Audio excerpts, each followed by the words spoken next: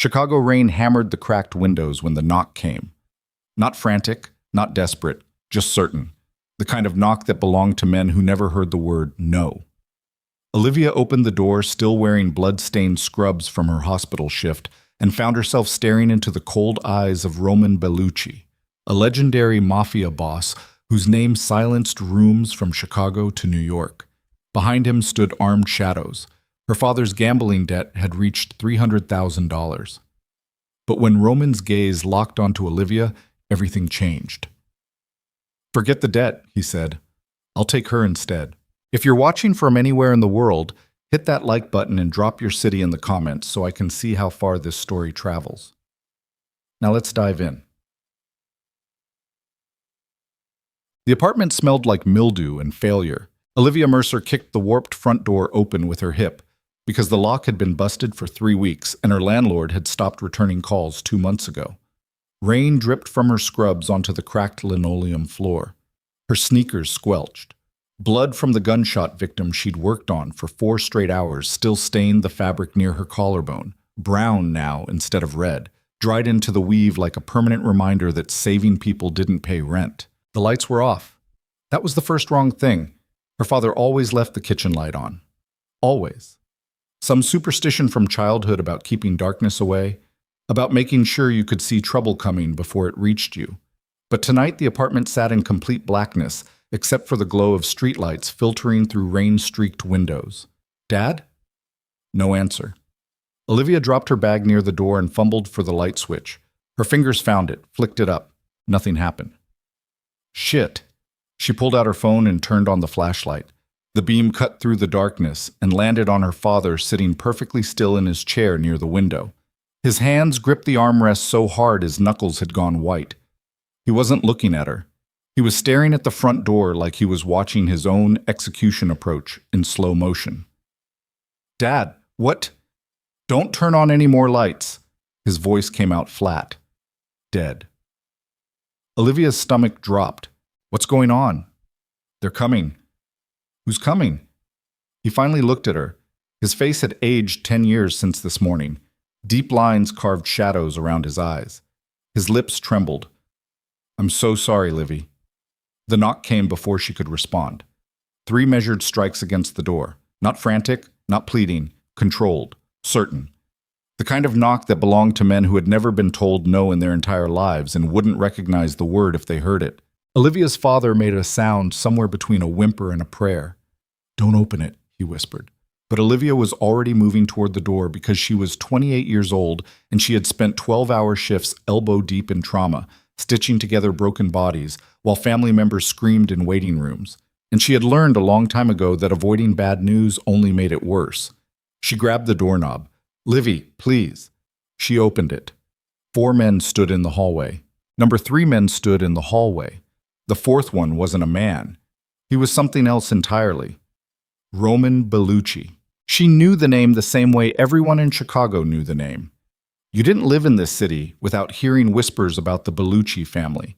The shipments that moved through the docks without inspection. The restaurants that never got health violations. The politicians who suddenly changed their votes overnight. The bodies that turned up in Lake Michigan wearing concrete shoes like it was still 1950. But knowing the name and seeing the man were 2 completely different experiences. He stood maybe 6'2", tailored black suit that probably cost more than Olivia made in 6 months. No tie. White shirt open at the collar, silver watch catching the dim hallway light, dark hair swept back, strong jaw. The kind of face that would have been handsome if it wasn't so fucking cold. His eyes were the worst part. Gray, sharp, calculating. The eyes of a man who had looked at human beings and decided whether they lived or died based on nothing more than mild inconvenience. Behind him stood 3 men built like concrete pillars, wearing identical dark suits with bulges under their jackets that definitely weren't cell phones. Roman's gaze moved over Olivia slowly, deliberate, taking in the blood-stained scrubs, the wet hair plastered to her face, the exhaustion written in every line of her posture. Then his eyes shifted past her to where her father sat frozen in his chair. Michael Mercer. Roman's voice was quiet, controlled. The kind of voice that didn't need volume because everyone already knew to listen. Olivia's father made another broken sound.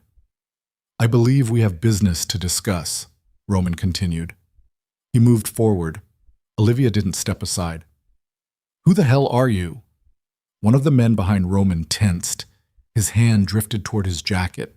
Roman raised one finger without looking back. The man froze. Olivia Mercer. Roman's eyes returned to her face. Registered nurse at Chicago Memorial. Night shift. You specialize in trauma care. Your car broke down 8 months ago, and you've been taking the bus ever since. You buy coffee from the same cart every morning at 6:15 when your shift ends. Black.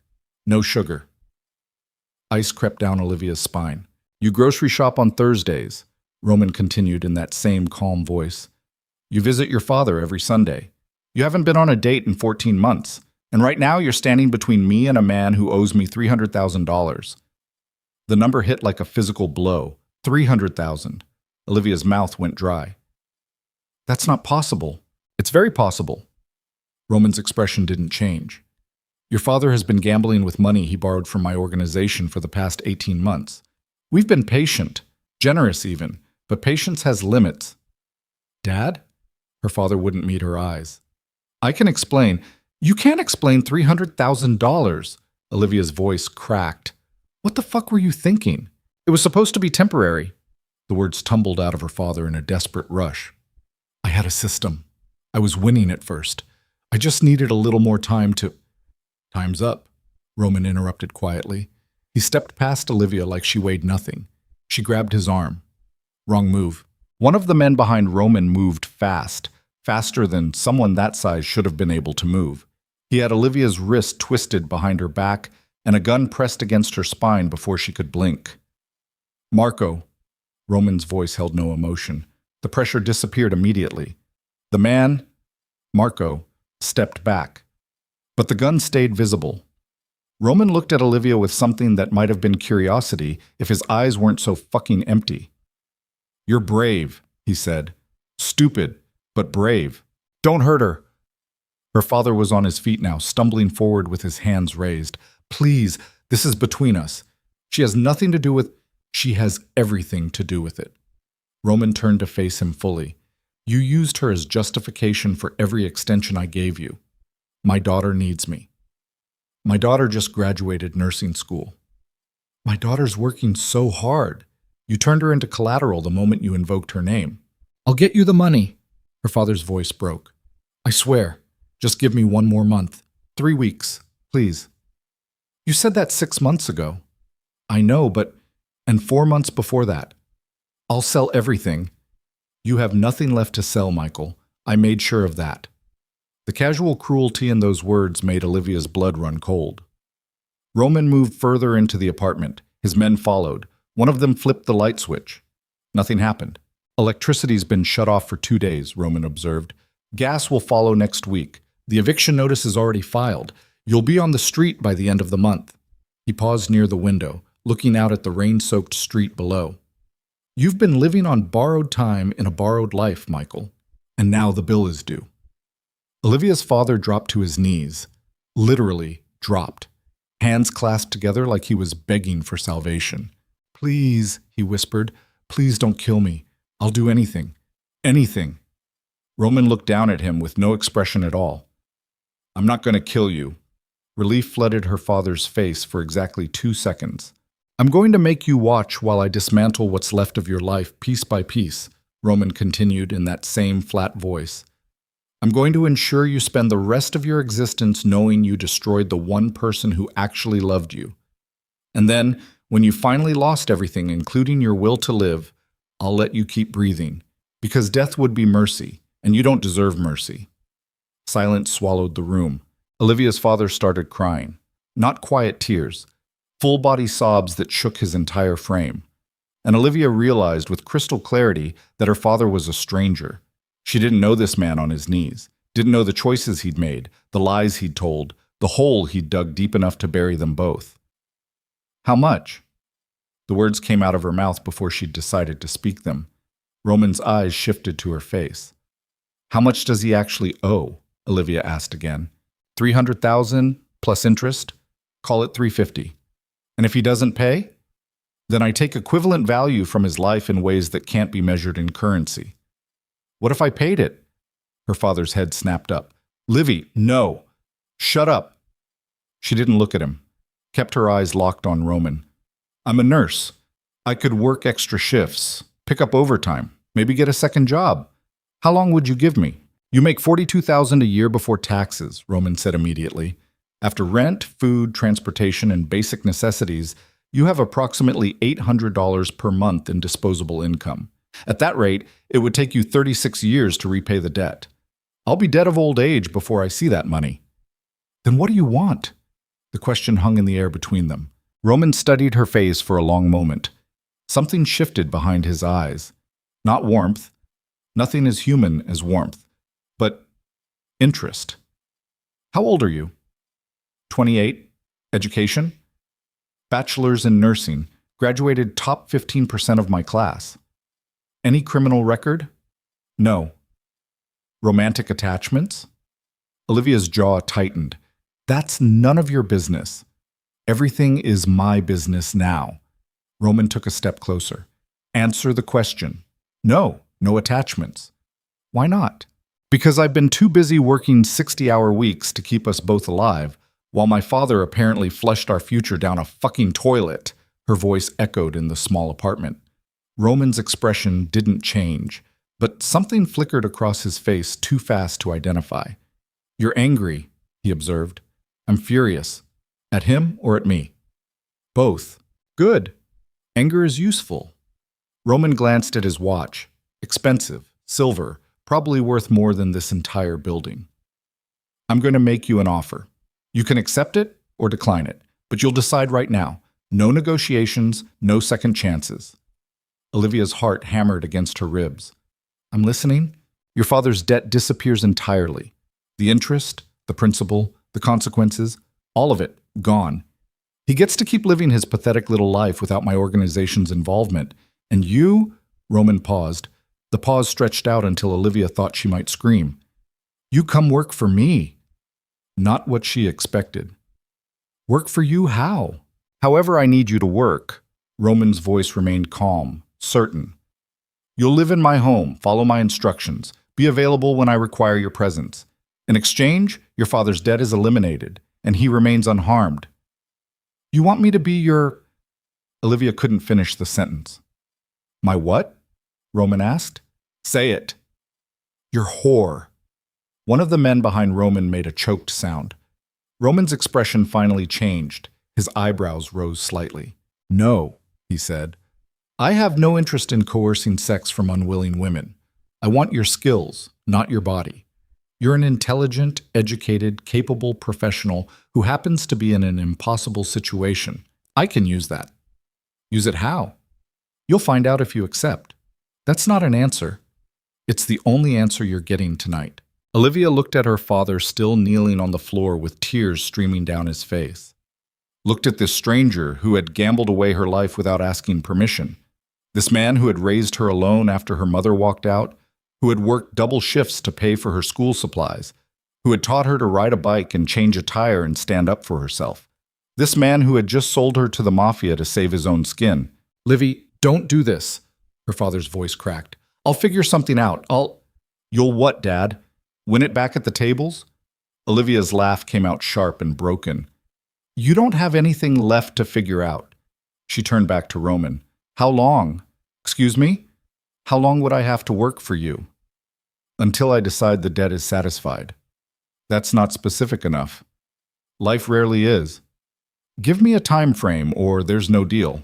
Roman considered her carefully. 1 year, minimum. If you prove useful, potentially longer. If you cause problems, significantly shorter, though not in ways you'd enjoy. And my father stays safe? Untouched? Completely. I want that in writing. My word is better than any contract. Your word means nothing to me. That almost made Roman smile.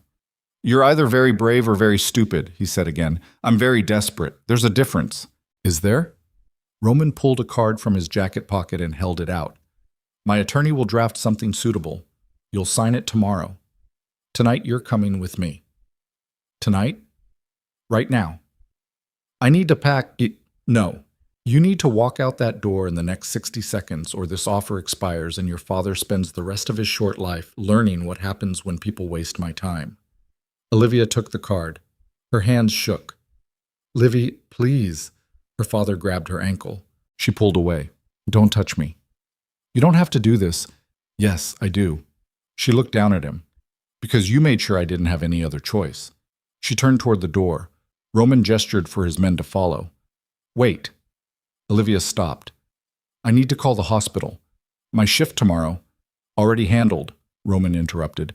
You've resigned effective immediately. They'll receive a formal letter with appropriate notice. Your last paycheck will be deposited normally. You can't just... I can, and I did. He moved toward the door. 60 seconds is now 45. I suggest you stop arguing and start walking. Olivia looked back one last time. Her father knelt in the dark apartment surrounded by shadows and failure. His face was wet with tears. His mouth moved, but no sound came out. She wanted to feel something. Love, pity, anger, anything. Instead, she just felt tired. So fucking tired. Let's go, she said. The hallway was empty except for one more man waiting by the stairs. The building's other residents had apparently learned to make themselves scarce when dangerous men came knocking. Outside, the rain had intensified into a full storm. Lightning cracked across the sky. Thunder rolled through the streets. 3 black SUVs sat idling at the curb with their engines running. Marco opened the rear door of the middle vehicle. Roman gestured for Olivia to get in. She hesitated. Having second thoughts? Roman asked. Just wondering if I'm making a deal with the devil. You are. He said it without hesitation, without shame. But at least the devil keeps his promises. Olivia climbed into the SUV. The interior smelled like leather and expensive cologne. The seats were heated. Classical music played softly from hidden speakers. Roman slid in beside her. Marco closed the door and moved to the front passenger seat. The driver pulled away from the curb without a word. Olivia watched her apartment building disappear through the rain-streaked window, watched the only life she'd ever known fade into the dark streets of Chicago, like it had never existed at all. Where are we going? She asked quietly. Home, Roman answered. Your home, not mine. You don't have a home anymore? You have me instead. The SUV turned onto Lakeshore Drive. The city lights blurred past outside. Lightning illuminated the skyline in brief, violent flashes. Olivia pressed her forehead against the cold window glass and tried not to think about what she'd just done. Tried not to think about the fact that she'd agreed to enter the life of a man whose name was synonymous with violence and death. Tried not to think about the way Roman Bellucci's cold gray eyes had studied her like she was a problem to be solved or a weapon to be used. But mostly, she tried not to think about the fact that some small, dark part of her, the part that was tired of saving everyone else while slowly drowning herself, had felt something sharp and almost like relief when she'd walked out that door. The storm followed them through the city, and Olivia Mercer began the longest night of her life sitting next to a monster who wore a $1,000 suit and spoke about debt and destruction like other people discussed the weather. The drive took 40 minutes. They left the city proper behind and entered one of Chicago's wealthy northern suburbs, the kind of neighborhood where houses sat behind iron gates and private security patrolled the streets at night. The SUV turned onto a private drive that stretched for almost a quarter-mile through manicured grounds. Trees lined both sides. Lights illuminated the path. Then the mansion appeared. It wasn't the biggest house Olivia had ever seen, but it was the most intimidating. 3 stories of stone and steel and glass rising out of the landscape like a fortress designed by someone who had spent their entire life expecting attacks. Security cameras dotted the exterior, floodlights mounted on the roof, guards visible at various positions around the property. The SUV stopped near the front entrance. Marco opened Olivia's door. She stepped out into the rain. Up close, the mansion looked even less welcoming, all sharp angles and dark windows. The kind of place where happiness came to die. This way, Roman said. The front door opened before they reached it. A woman in her 50s stood in the entrance, gray hair pulled back severely, dark dress, no smile. She looked at Olivia the way someone might examine a stray dog dragged in from the street. This is Olivia Mercer, Roman told the woman. She'll be staying with us indefinitely. Prepare the East Wing guest room. Ensure she has everything she needs. The woman's expression didn't change. Of course, Mr. Bellucci. Olivia, this is Helen. She manages the household. If you need anything, ask her. Helen's cold eyes swept over Olivia's blood-stained scrubs. The laundry situation will need immediate attention, she said. Tomorrow, Roman replied. Tonight, just get her settled. He turned to Olivia. We'll discuss expectations and responsibilities in the morning. For now, try to sleep. You'll need your energy. For what? For surviving here. He walked away down a side corridor without looking back. His footsteps echoed on the marble floors until they faded completely. Helen cleared her throat. This way, Miss Mercer. Olivia followed her through a maze of hallways. Every surface gleamed, art hung on the walls, original pieces, not prints. Sculptures sat in alcoves. Everything screamed wealth and power and cold, empty control. They climbed a wide staircase to the second floor, down another hallway, through a heavy wooden door. The guest room was bigger than Olivia's entire apartment. King-size bed with white linens, matching furniture in dark wood, a sitting area with chairs and a fireplace, floor-to-ceiling windows looking out over the grounds, an attached bathroom visible through an open door. There are clothes in the closet, Helen said. They should fit. If not, adjustments will be made tomorrow. Breakfast is served at 7. Mr. Bellucci expects punctuality. What if I'm not hungry at 7? Helen's expression could have frozen steel. Mr. Bellucci expects punctuality, she repeated. She left without another word. The door closed with a quiet click. Olivia stood alone in the enormous room. She walked to the window and looked out at the grounds below. Lightning continued to tear across the sky. Rain hammered against the glass. Somewhere in this mansion, Roman Bellucci was probably drinking expensive scotch and reviewing financial reports or planning someone's murder or whatever the hell mafia bosses did in their spare time. And Olivia Mercer, registered nurse, daughter of a gambler, and now apparently the property of Chicago's most dangerous criminal organization, pressed her palm against the cold window and wondered if she'd just made the biggest mistake of her life, or if her father had made it for her 18 months ago. The distinction probably didn't matter anymore.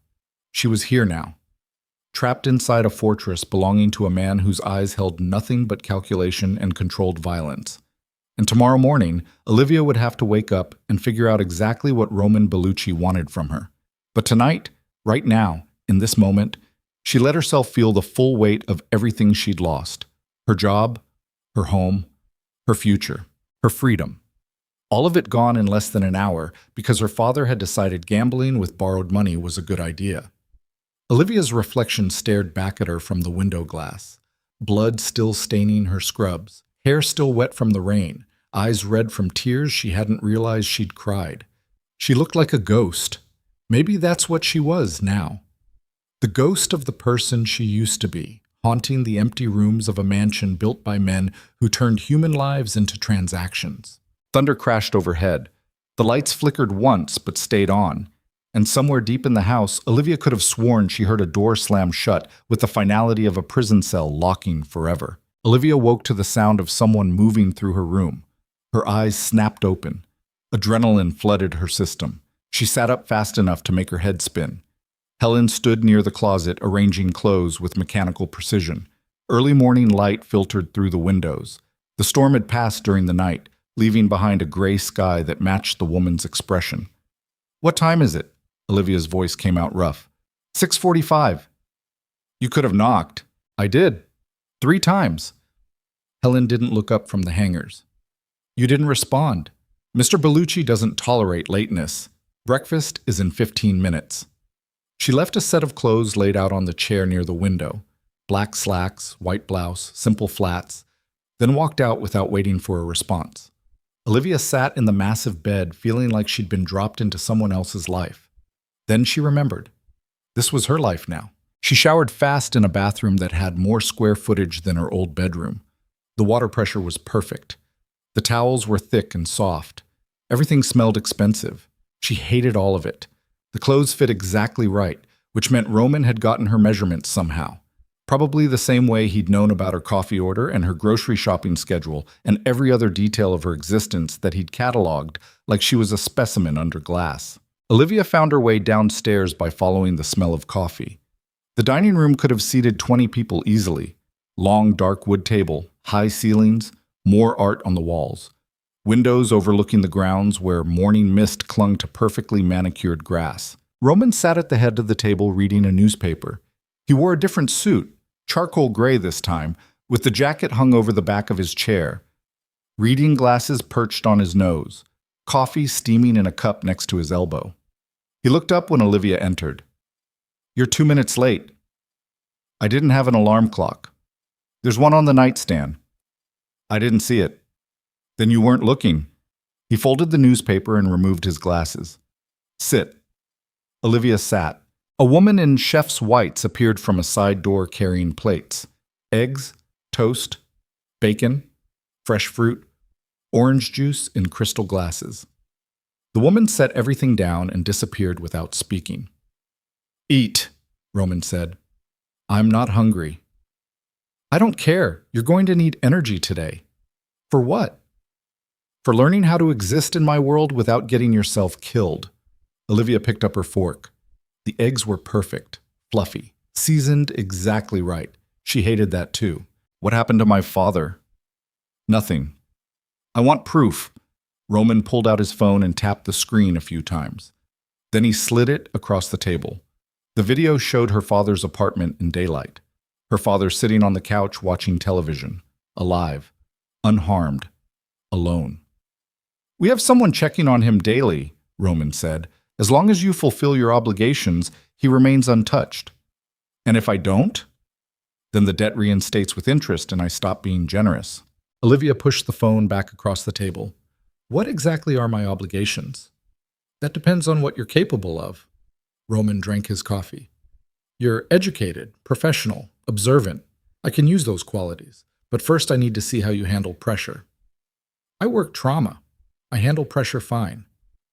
"Hospital pressure and my kind of pressure are different animals. Try me." Something flickered across Roman's face. Not quite a smile. More like recognition. "You've got spine," he said. "That's good. You'll need it." He stood and grabbed his jacket. "Finish eating. Helen will show you around the house. Familiarize yourself with the layout. Stay out of my office, the third floor, and the basement. Anywhere else is acceptable. This evening, you'll attend a dinner with me." "What kind of dinner?" "The kind where you smile, stay quiet, and don't ask questions." "I'm not good at staying quiet." "Learn." Roman moved toward the door. "And Olivia?" She looked up. "If you try to run, I'll know within 3 minutes. The grounds are monitored. The gates are locked. You won't make it past the front drive. And when my men bring you back, your father pays the price for your stupidity. Understand?" "Crystal clear." "Good." He left. Olivia sat alone in the massive dining room, pushing eggs around her plate and trying to figure out what the hell she'd gotten herself into. The house tour took 90 minutes. Helen walked Olivia through dozens of rooms, each one more obscenely luxurious than the last. A library with floor-to-ceiling books and leather chairs that probably cost more than a year of Olivia's salary. A home gym with equipment that looked like it belonged in a professional training facility. A screening room with a projector and stadium seating. An indoor pool with skylights and heated floors. Every room was immaculate. Every surface gleamed. Every detail screamed control. "Mr. Bellucci values order," Helen explained as they walked. "Things have their place. People have their place. Deviation from that order is not tolerated." "Sounds exhausting." Helen's expression didn't change. "Mr. Bellucci's preferences are not up for debate." They passed several men in suits stationed at various points throughout the house. Armed, alert. None of them spoke. They just watched Olivia with flat, measuring eyes. "How many people live here?" Olivia asked. "That depends on the week. Mr. Bellucci employs approximately 40 people across various capacities. Some live on site. Most don't." "And what capacity am I?" Helen stopped walking and turned to face Olivia directly. "You are whatever Mr. Bellucci decides you are," she said. "My advice? Figure out how to be useful. The people who are useful stay employed. The people who aren't," she trailed off meaningfully. "Well, they don't." The tour ended back at Olivia's room. Helen handed her a phone. New, expensive, already programmed with numbers. "Mr. Bellucci's direct line is saved. Use it only in emergencies. For everything else, contact me." She paused. Dinner tonight is formal. There's appropriate clothing in your closet. Be ready at 7. Then she was gone. Olivia spent the afternoon exploring the room more thoroughly. The closet was full of clothes in her exact size. Designer labels. Nothing flashy, but everything expensive. Dresses, slacks, blouses, shoes, even undergarments that fit perfectly. The level of preparation was unsettling. How long had Roman been planning this? She found the alarm clock on the nightstand right where he'd said it would be. Found a laptop in the desk drawer, password protected, useless. Found books on the shelves, classic literature, medical texts, nothing personal. Everything was provided. Nothing was hers. At 6:30, Olivia showered again and pulled out one of the dresses Helen had indicated. Black, simple, knee length. It fit like it had been tailored specifically for her body, because it probably had been. She looked at herself in the bathroom mirror, dark hair pulled back, minimal makeup. The dress made her look older, more serious, less like herself. A knock at the door came at exactly 7. Marco stood in the hallway wearing the same black suit from last night. His face was blank as concrete. Mr. Bellucci is waiting.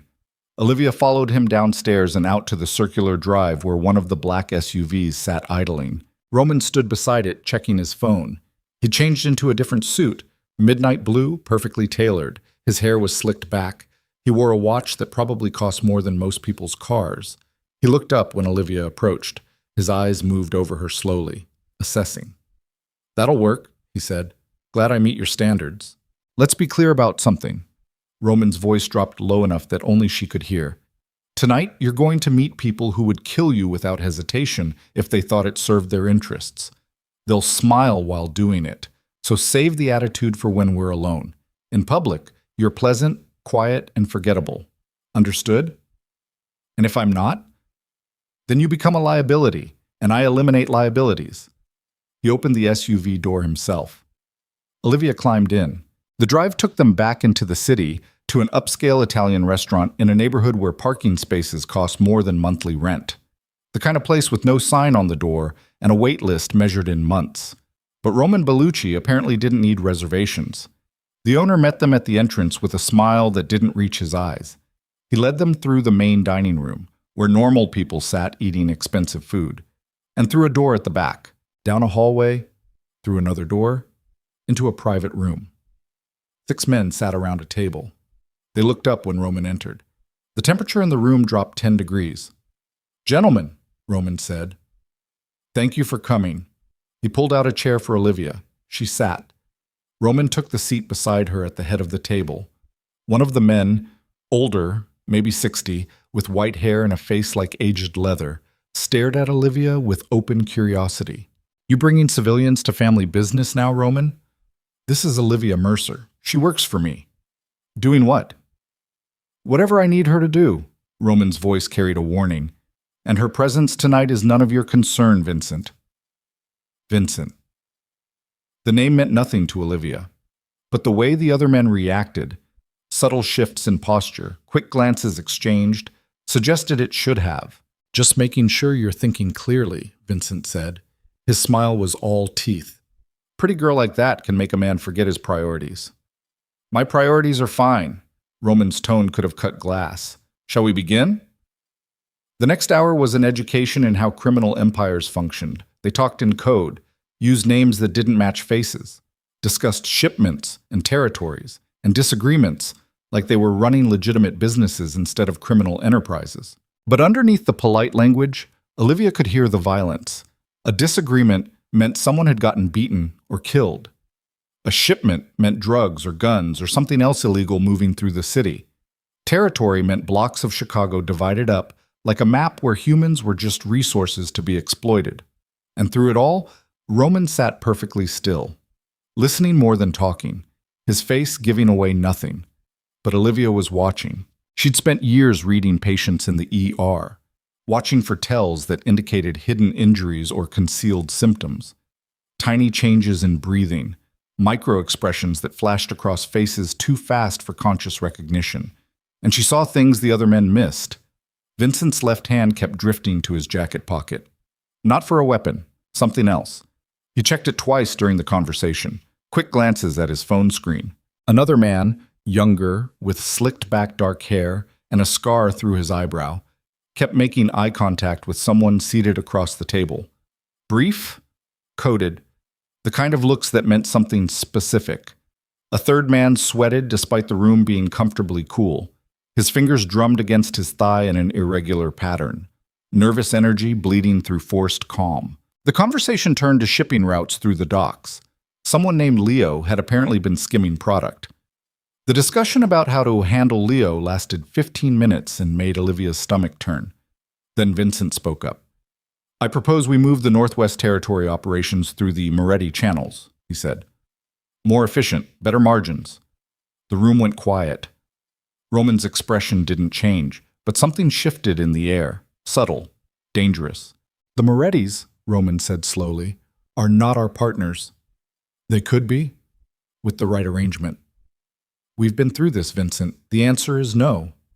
Times change. Old grudges are expensive. Maybe it's time to—" "No." The word landed like a hammer. Vincent sat back. His smile never wavered, but his eyes went cold. Just a thought.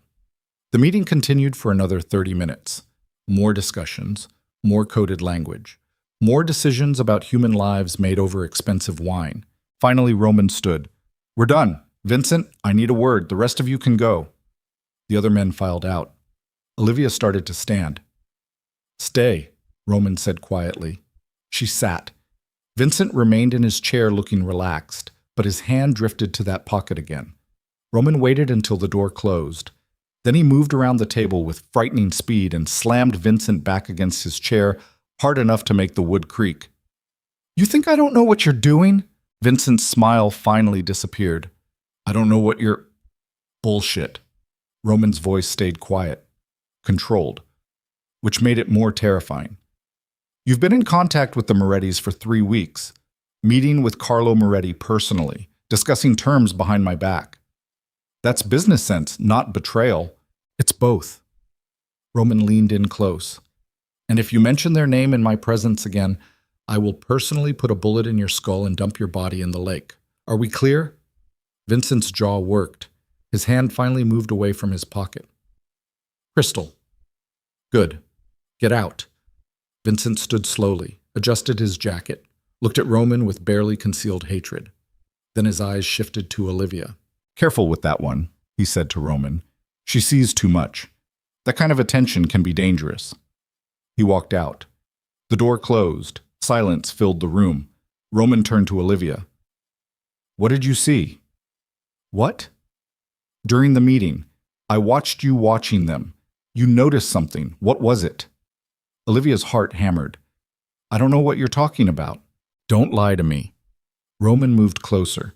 "You spent the entire hour analyzing everyone at that table like you were diagnosing symptoms. What did you see?" She hesitated.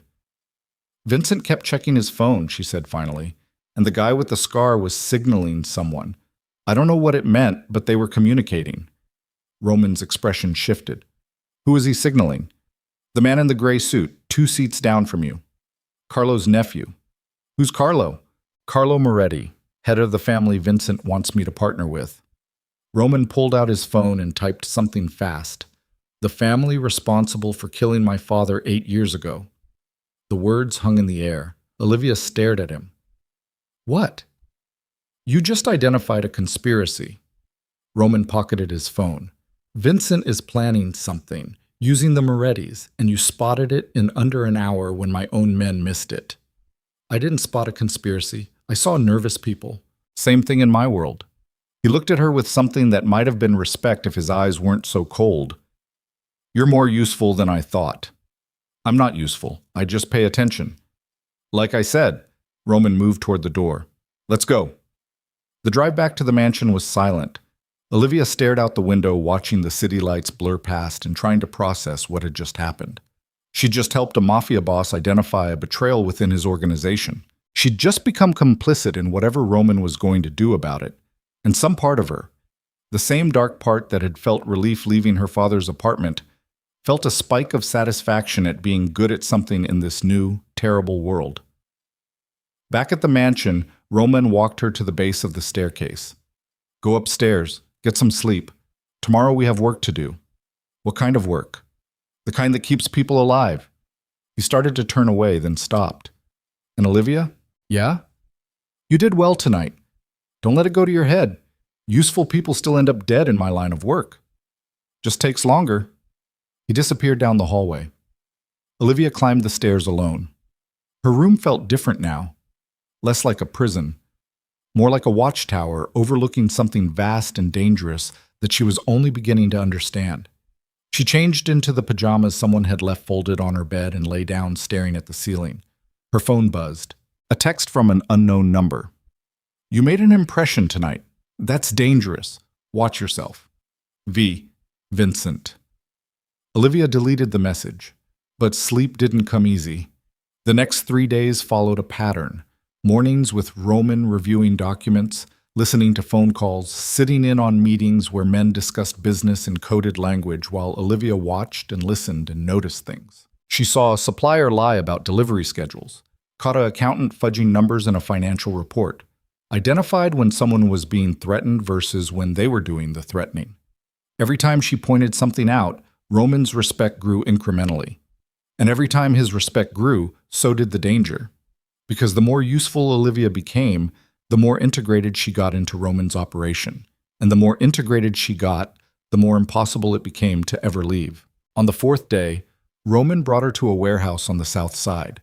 They walked through rows of shipping containers while armed men patrolled the perimeter. The air smelled like rust and oil. Forklifts moved in the distance. This is the heart of the shipping operation, Roman explained. Legitimate cargo comes through here, moves to distributors, generates revenue.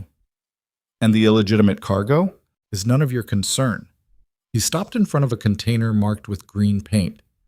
This one's different. Humanitarian supplies heading to a clinic in Honduras, medical equipment, medications, actual legitimate aid. Olivia looked at him skeptically. You run a charity? I run a business. But I'm not a monster despite what you think. Roman pulled out keys and unlocked the container. Check the inventory. Make sure everything listed on the manifest is actually here. The clinic is legitimate. I won't have them getting shorted because someone's skimming supplies. He handed her a tablet with the manifest loaded. Olivia spent the next 2 hours cross-referencing boxes against the digital list. Everything checked out. Antibiotics, surgical equipment, IV supplies, all high quality, all properly packaged.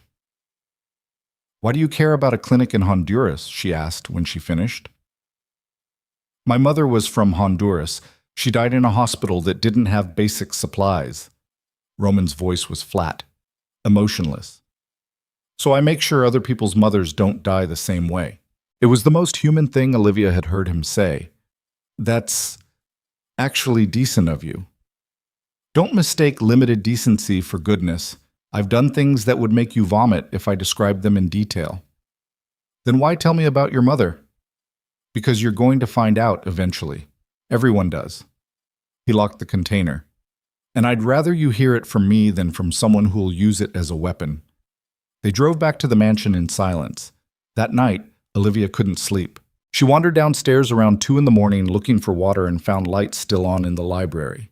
Roman sat in one of the leather chairs reading. No jacket, shirt sleeves rolled up, reading glasses perched on his nose. He looked younger, less dangerous, almost human. He glanced up when she entered. Can't sleep? Apparently not. Olivia moved to the bookshelves. Didn't realize you were the reading type. There's a lot you don't know about me. That's kind of the problem.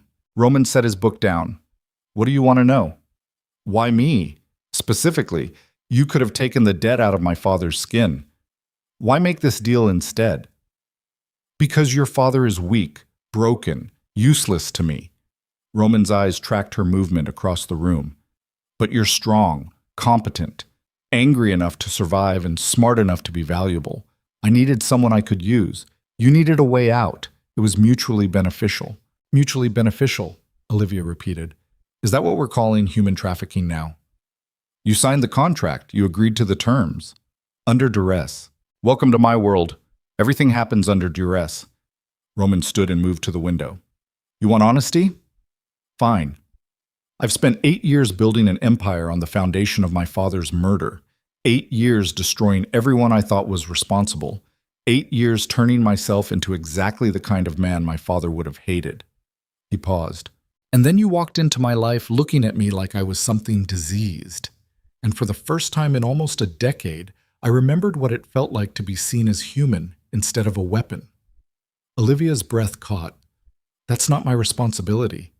I know, but it's the truth anyway. Silence stretched between them. The clinic in Honduras, Olivia said finally, is it actually legitimate? Completely. I fund 3 clinics across Central America. Anonymously. Why anonymously? Because the moment people know Roman Bellucci is involved, they start asking questions. Questions lead to investigations. Investigations threaten operations. So I help from the shadows. That's surprisingly noble for a murderer. I never said I was a murderer. You've never denied it either. Roman turned to face her. Would you believe me if I did? No. Then why ask? Olivia moved closer, close enough to see the exhaustion written in the fine lines around his eyes, close enough to smell expensive cologne and something else underneath, coffee and sleeplessness and whatever burden came with running a criminal empire. How old were you when your father died? She asked. 26. And you took over his organization?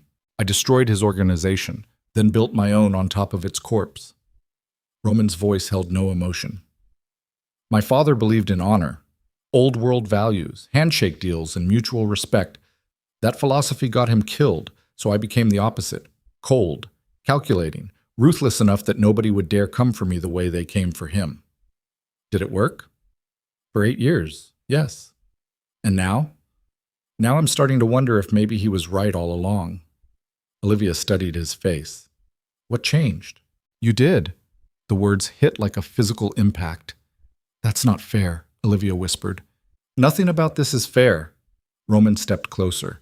But you're here anyway, and I'm starting to realize that maybe having one person in this house who doesn't fear me might be more valuable than anything else I own. I do fear you. No, you don't. You're angry at me. You resent me. You probably hate me. But you don't fear me. I can see it in how you talk to me, how you question everything, how you refuse to bend even when bending would be smarter. He was right. Olivia knew he was right. She should have been terrified of Roman Bellucci, should have been curled up in her room trying to disappear. Instead, she was standing in his library at 2 a.m, having the most honest conversation of her life with a man whose name made people cross themselves. This is insane, she said. Completely. You're still a criminal. Undoubtedly. And I'm still here under duress. Technically, yes. Then what the hell are we doing? Roman reached out slowly, giving her time to pull away, and touched the side of her face with surprising gentleness. I have no idea, he admitted, but I haven't felt this uncertain about anything in 8 years. And somehow that feels more real than every calculated decision I've made since my father died. Olivia should have pulled away, should have reminded him about boundaries and power dynamics and the fact that he was still essentially holding her captive, but his hand was warm against her skin, and his eyes had lost that cold, calculating edge for the first time since she'd met him. And God help her, she was tired of being alone inside her anger. The door to the library burst open. Marco stood in the entrance breathing hard. We have a problem. Roman's hand dropped immediately. The warmth disappeared from his eyes like someone flipped a switch. He was the Mafia Boss again in half a second. What problem?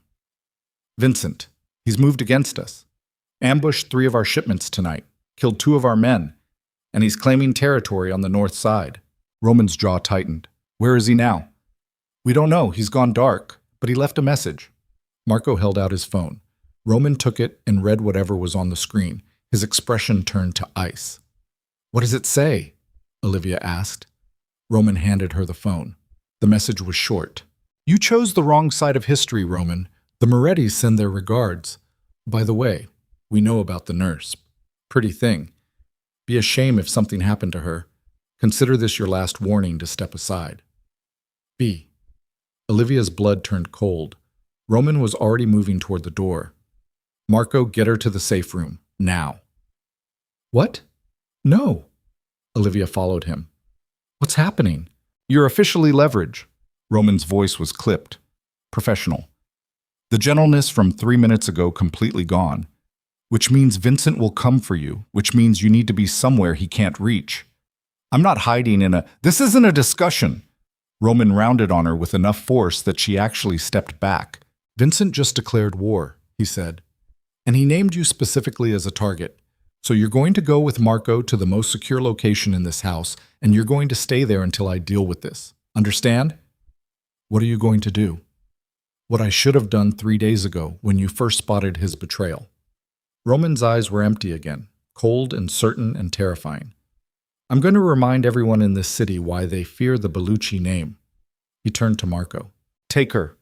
Don't let her out of your sight. If anyone gets within 50 feet of her, put a bullet in them. Marco grabbed Olivia's arm. She pulled away. Roman, go. Now. Marco didn't give her another choice. He pulled her out of the library and down the hallway, moving fast. Behind them, Olivia heard Roman making phone calls, his voice sharp, commanding, ordering men into action, going to war. And Olivia Mercer, registered nurse, daughter of a gambler, and now apparently the focal point of a mafia conflict, realized with absolute clarity that she'd crossed a line she could never uncross. She wasn't just a prisoner anymore. She was a weapon, and Roman Bellucci was about to use her as justification for whatever violence came next. Marco led her down to the basement, a level of the house she hadn't seen during Helen's tour. Through a reinforced door, down another set of stairs, through 2 more security checkpoints, into a room that looked like a bunker. Concrete walls. No windows. Reinforced steel door, supplies stacked in corners. A bed, a bathroom. Communication equipment on a desk. You'll be safe here, Marco said. For how long? As long as it takes. He walked out. The door locked with a heavy mechanical sound. Olivia sat on the bed in the windowless room and listened to the silence press against her ears like water. Somewhere above her, Roman was preparing for war. And she was the reason. Not because he cared about her, but because Vincent had threatened something Roman owned. And Roman Bellucci didn't let people take what belonged to him. The distinction should have mattered, should have reminded Olivia that she was still just a possession, a tool, a means to an end. But the memory of his hand on her face refused to disappear. The memory of his voice admitting uncertainty. The memory of a man who funded clinics in Honduras because his mother had died in a hospital without supplies. Olivia pressed her hands against her face and tried to figure out what the hell she was supposed to feel. Anger, fear, resentment, all of those things were appropriate. But underneath everything else, buried deep where she didn't want to acknowledge it, was something far more dangerous. The terrifying realization that Roman Bellucci was becoming human to her. And once someone became human, it was almost impossible to keep hating them with the purity required to survive in his world. The lights in the safe room flickered once. Somewhere in the distance, Olivia thought she heard gunfire.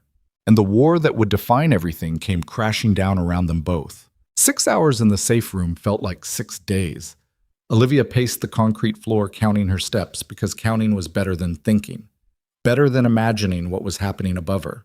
Better than remembering the look in Roman's eyes when he'd ordered Marco to lock her away like a piece of valuable equipment that needed protecting. The gunfire had stopped 3 hours ago. Now there was just silence. Worse than gunfire. Silence meant it was over. Meant someone had won and someone had lost, and Olivia had no idea which side she was supposed to hope for anymore. The lock mechanism engaged with a heavy clunk. Olivia spun toward the door. Marco entered. Blood spattered across his shirt, a cut above his left eye still weeping red. He looked exhausted. "It's done," he said. "What's done?" "Vincent's dead. Half his crew's dead. The rest are running." Marco's voice was flat, mechanical.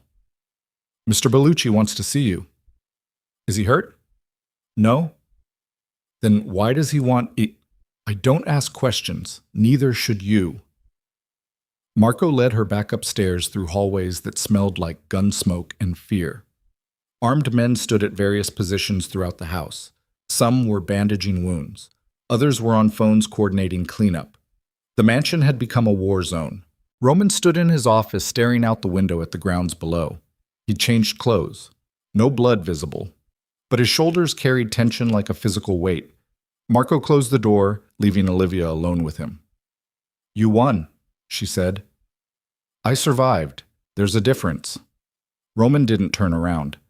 Vincent's body is currently being processed. The Morettis will receive pieces of him as a message about what happens when they move against me. Olivia's stomach turned. That's barbaric. That's necessary. Roman finally faced her. His eyes looked hollow. In my world, you can't show weakness.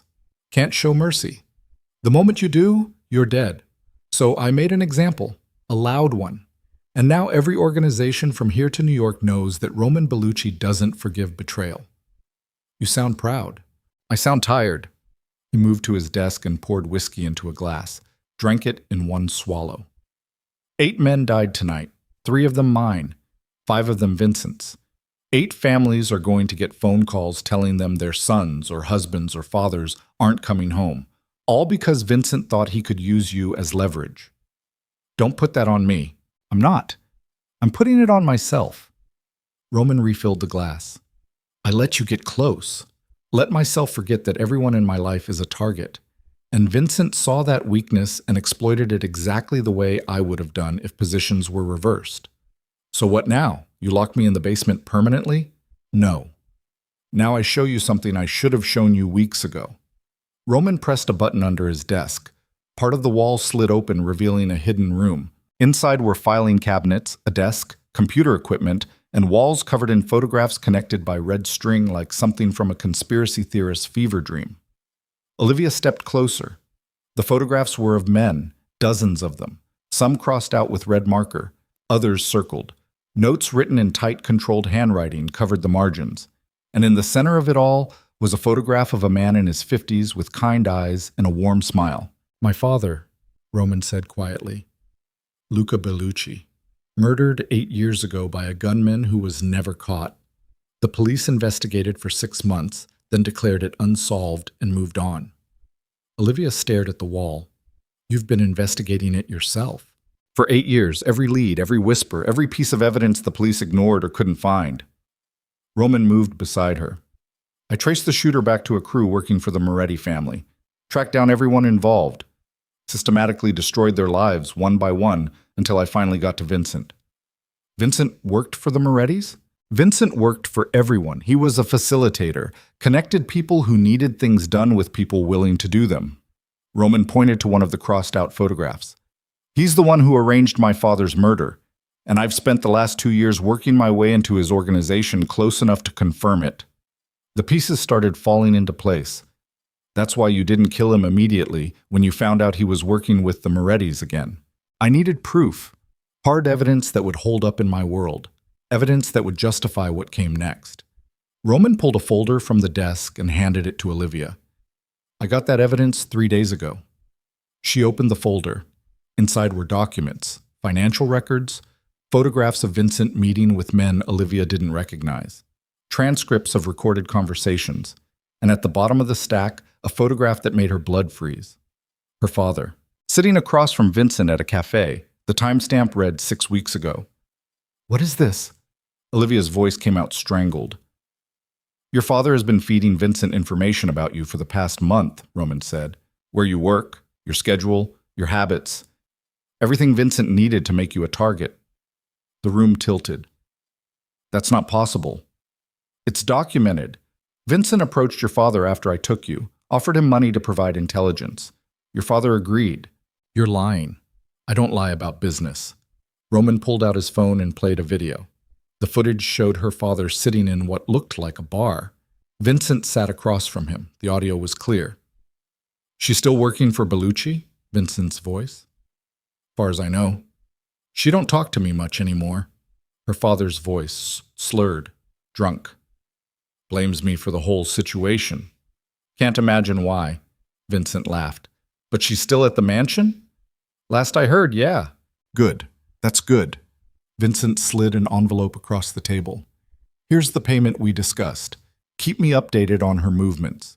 Anything you hear, you tell me immediately. Her father took the envelope without hesitation. She's my daughter, man. I don't feel right. You didn't feel right gambling away 300 grand either, but that didn't stop you. Vincent's voice turned hard. You work for me now. You do what I tell you, or Roman finds out you've been talking to me, and he puts both of you in the ground. Understand?" Her father nodded. The video ended. Olivia stood frozen. The phone felt like it weighed 1,000 pounds. "He sold me out," she whispered. Twice. Roman took the phone back. Once to save himself from the debt, and once to save himself from me. Your father is a coward who will betray anyone to avoid consequences. The anger that flooded through Olivia was so pure it felt like poison. Where is he? Still in his apartment, under surveillance. He doesn't know Vincent's dead yet. I want to see him. That's not a good idea. I don't care. Take me to him, right now. Roman studied her face for a long moment. Whatever he saw there made him nod slowly. "Marco," he called. The door opened. "Get the car," Roman ordered. "We're going to the city." The drive back to her father's apartment building took 40 minutes through early morning traffic. Dawn was breaking over Chicago's skyline. Gray light filtered through clouds, heavy with the promise of more rain. Olivia sat in silence beside Roman. Her hands clenched into fists so tight, her nails drew blood from her palms. She'd spent her entire adult life making excuses for her father, explaining away his drinking, justifying his bad decisions, convincing herself that underneath the weakness and the gambling and the failures, there was still the man who had raised her alone after her mother left. But that man was gone. Maybe he'd never existed at all. Maybe she'd just been too afraid to see the truth. The SUV stopped in front of the building. Marco opened Olivia's door. She climbed out into the cold morning air and stared up at the cracked windows of the apartment that used to be home. Roman fell into step beside her. "You want me to wait outside?" he asked. "No, I want you to see this." They climbed the stairs to the 3rd floor. The hallway smelled like garbage and mildew. Nothing had changed. Olivia knocked on the door, shuffling sounds inside. A lock turning. The door opened. Her father stood in the entrance wearing a stained undershirt and sweatpants. His hair was greasy. His eyes were bloodshot. He looked older than 58, looked used up and hollowed out. He saw Olivia and his face lit up. "Livy! Oh, thank God!" He reached for her. "I've been so worried. Are you okay? Did he hurt you?" Olivia stepped back from his touch. Her father's smile faltered. "Livy? How much did Vincent pay you?" The color drained from her father's face. "I don't know what you're talking about." "How much?" Olivia's voice was ice. "How much money did it take for you to sell out your own daughter to a man who wanted to use her as leverage in a gang war?" Her father's mouth opened and closed. No sound came out. "He's dead, by the way," Olivia continued. "Vincent? Roman killed him last night, along with most of his crew, so whatever deal you had with him is over. Livy, please, you have to understand." "I understand perfectly." She pulled out her phone and played the bar footage. Let him watch himself take the envelope. Let him hear his own voice agree to betray her. When it finished, her father was crying. "I didn't have a choice," he sobbed. "Vincent said if I didn't help him, he'd tell Roman about the money I borrowed after you left. I panicked. I'm sorry. I'm so sorry." "You borrowed more money?" Olivia's voice cracked. "After everything that happened, you went back to gambling?" "I thought I could win it back." "You always think that." The scream tore out of her throat. "You always think the next game will fix everything. The next bet will solve all your problems. But it never does. It just makes everything worse." Her father reached for her again. Olivia shoved him away hard enough that he stumbled. "Don't touch me. Don't ever fucking touch me again." "I'm your father." "You were my father." Olivia's vision blurred with tears. "The man who was my father died a long time ago. You're just what's left. A coward who would sell his own daughter to save himself from consequences he deserved. Livy, please. I hope it was worth it." She turned toward the door. "I hope every dollar Vincent paid you was worth losing me forever." "Where are you going?" "Anywhere you're not." She walked out. Roman followed. Behind them, her father's sobs echoed down the hallway. Olivia made it to the SUV before she broke down completely. The tears came in waves, violent, uncontrollable. 8 years of making excuses and swallowing disappointment and pretending her father was better than he actually was came flooding out all at once. Roman climbed into the seat beside her and said nothing. just sat there while she cried. After a long time, Olivia's breathing steadied. "I'm sorry," she whispered. "For what?" "For being a mess." "You're not a mess. You're human." Roman handed her a handkerchief from his jacket pocket. "And you just confronted the man who was supposed to protect you and discovered he'd betray you for pocket change. I'd be more concerned if you weren't crying." Olivia wiped her eyes. The handkerchief was monogrammed. Expensive. She was getting tears and snot all over it. "I thought I hated him before," she said quietly. "But that was just anger. This is different. This is worse." "What is it?" "Clarity." She looked at Roman. "I can't go back. Can't pretend anymore. Can't make excuses. He destroyed any chance of that last night when he took Vincent's money. So what do you want to do?" "I want to stop being his daughter." The words hung in the air between them. Roman's expression didn't change. "That's not something I can give you." "I know. But you can give me distance, separation, a life where his choices don't define mine anymore." "You already have that. You've had it since you signed the contract."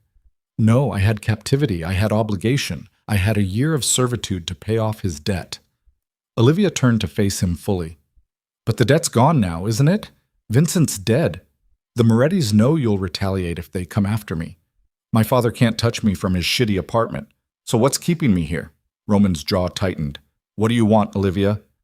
"I want a new contract." "For what?" "For myself." She sat up straighter. "Not to pay off his debt, not to save him from consequences. For me. I want to work for you because I choose to, because I'm good at it, because for the first time in my life, I'm actually useful for something other than keeping broken people alive long enough to break themselves again." "You're asking to stay." "I'm asking to belong to myself instead of to him." Roman studied her face for a long moment. Something shifted behind his eyes, something that looked almost like understanding. "That's a dangerous thing to want." "I'm already in danger. At least this way I choose it." "You don't know what you're asking for." "Then show me." The SUV fell silent except for the sound of rain beginning to fall against the windows. Roman pulled out his phone and made a call. "Bring me the Mercer file," he said, "the original contract, and prepare a new one." He hung up. "You're sure about this?" he asked Olivia. "No, but I'm sure I can't go back to who I was before, so I might as well move forward." Roman nodded slowly. "Then welcome to the family, Olivia Mercer. For better or worse." They drove back to the mansion through steadily increasing rain.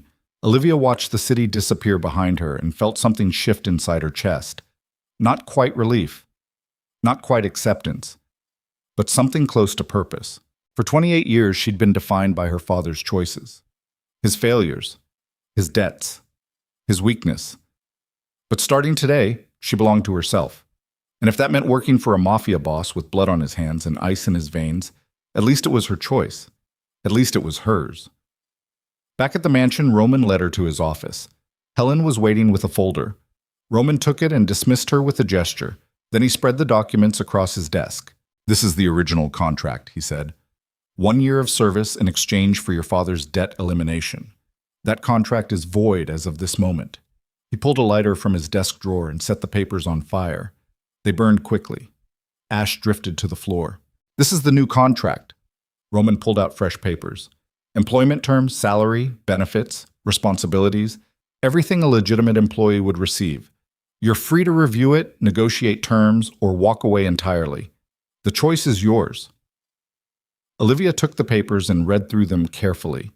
The salary was 3 times what she'd made as a nurse. The benefits were comprehensive. The job description was vague enough to cover basically anything Roman needed. And at the bottom, in small print, was a clause that made her breath catch. Employee acknowledges the nature of the organization's business activities and accepts associated risks. Employee may terminate employment at any time with 2 weeks' notice. Employer may terminate employment for cause. Upon termination, employee agrees to maintain confidentiality regarding all business activities observed during employment. Violation of confidentiality will result in legal and extra-legal consequences. Extra-legal consequences. That meant exactly what she thought it meant. "If I sign this and then decide to leave, you'll kill me," Olivia said. "Only if you talk." Roman's voice was calm. "Keep your mouth shut about what you see here, and you can walk away whenever you want. But the moment you become a liability, you become a problem. And I solve problems permanently. That's not exactly a selling point. It's honest, which is more than most employers offer. Olivia looked at the contract again, looked at the clause, looked at the astronomical salary that would give her financial independence for the first time in her life, looked at Roman standing there with his cold gray eyes and his $1,000 suit and his carefully controlled expression that hid whatever passed for a soul underneath. She thought about her father sobbing in his apartment, thought about Vincent's smug face in that bar video, thought about the way Roman's hand had felt against her face in the library before the world exploded into violence, thought about the clinic in Honduras and the way he'd admitted his mother had died from lack of medical supplies, thought about every broken person she'd patched together in the ER, only to watch them stumble back out into the world to break themselves again. And she thought about the possibility, remote, dangerous, probably stupid, that maybe working for someone who valued competence over pity might actually be better than slowly drowning in a hospital surrounded by people who needed her but would never actually see her. Olivia picked up the pen. "Where do I sign?" Roman showed her. She signed. He countersigned. It was done. "Welcome to the organization," Roman said. "Officially." "Do I get a title?" "Special consultant." "It's vague enough to cover anything you end up doing." "And what will I end up doing?" "Whatever I need, starting with helping me find out exactly how deep the Moretti conspiracy goes." Roman pulled out another folder. "Because Vincent wasn't working alone. And the people he was working with are still out there planning something I haven't figured out yet." He spread new photographs across the desk. Men in expensive suits, documents with financial transactions highlighted, maps with routes marked in red. "This is everything Vincent was working on before he died," Roman explained. "I need you to look through it, find the patterns, tell me what I'm missing." Olivia pulled the chair closer and started reading. And for the next 6 hours, she did exactly what she was best at. She looked at evidence, found connections, spotted inconsistencies. By early afternoon, she'd identified 3 transactions that didn't match the pattern. Money moving through accounts that didn't exist a month ago. Payments to people who had no legitimate business with Vincent's crew. "There," she said, pointing to a name on one of the documents. "Anthony Russo. He received $50,000 from Vincent 2 weeks ago. But according to these other files, Russo works for you, not the Morettis."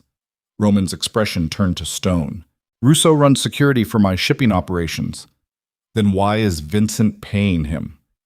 "Because he's a traitor." Roman pulled out his phone and made a call. "Bring me Anthony Russo. Now." He hung up, looked at Olivia. "You just identified a second conspiracy inside my own organization," he said quietly, "in under 6 hours, with no training, no background in this world, just pure observation. I told you I was good at this." "You're better than good. You're dangerous." Roman moved around the desk. "And dangerous is valuable." "Is that a compliment?" "It's a fact." 30 minutes later, Marco brought Anthony Russo into the office. Russo was maybe 40, built like a concrete block, face that had been broken and reset multiple times. He looked confused. "Boss, what's this about?" Roman didn't answer, just pulled out the financial document showing the $50,000 payment and slid it across the desk. Russo's face went pale. "I can explain. You were helping Vincent plan an attack on my shipping operations," Roman said quietly, "in exchange for money. Money he got from the Morettis. Money they were using to destabilize my organization from the inside. That's not, lie to me again, and I'll put a bullet in your skull right here in front of my new consultant." Roman's voice never rose, never changed tone. "Tell me the truth, and maybe you die quickly." Russo's knees buckled. He dropped into the chair. "It wasn't supposed to be an attack," he said quickly. "Just information, about routes and schedules. Vincent said he was trying to negotiate a partnership.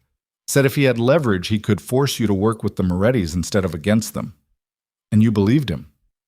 "I needed the money. My kid's sick. Medical bills are...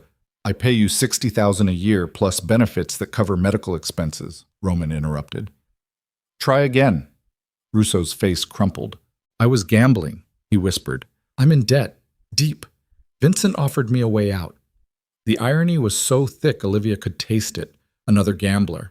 Another man destroying himself and everyone around him for the promise of salvation that would never come. How many others? Roman asked. What? How many others inside my organization did Vincent buy? I don't know, I swear. I only know about my own arrangement. Roman pulled his gun so fast Olivia barely saw him move. He pressed it against Russo's forehead.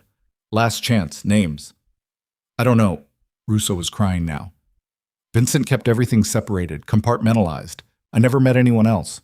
Never knew who else was involved. Please, I'm telling the truth. Roman looked at Olivia. Is he lying? Everyone in the room turned to stare at her. Olivia's heart hammered. She'd just watched Roman torture information out of a man using nothing but fear and a gun, and now he was asking her to decide whether that man lived or died. She looked at Russo carefully, studied his face, his breathing, the way his hand shook. He's telling the truth, she said finally. He's too terrified to lie right now. Roman nodded, lowered the gun. Get out, he told Russo. Pack your things. Be out of the city by tomorrow. If I ever see you again, I'll kill you. If I hear you've talked to anyone about what happened here, I'll kill your family first and make you watch. Understand? Russo nodded frantically. Marco dragged him out of the office. The door closed. Silence filled the room. You just saved his life, Roman said. I just told you what I observed. Same thing. He holstered the gun. Welcome to your new career, Olivia. Where reading people correctly means the difference between someone living or dying. Olivia's hands were shaking. She pressed them against her thighs to hide it. Does it get easier? No, you just get better at hiding how much it affects you. Great, something to look forward to.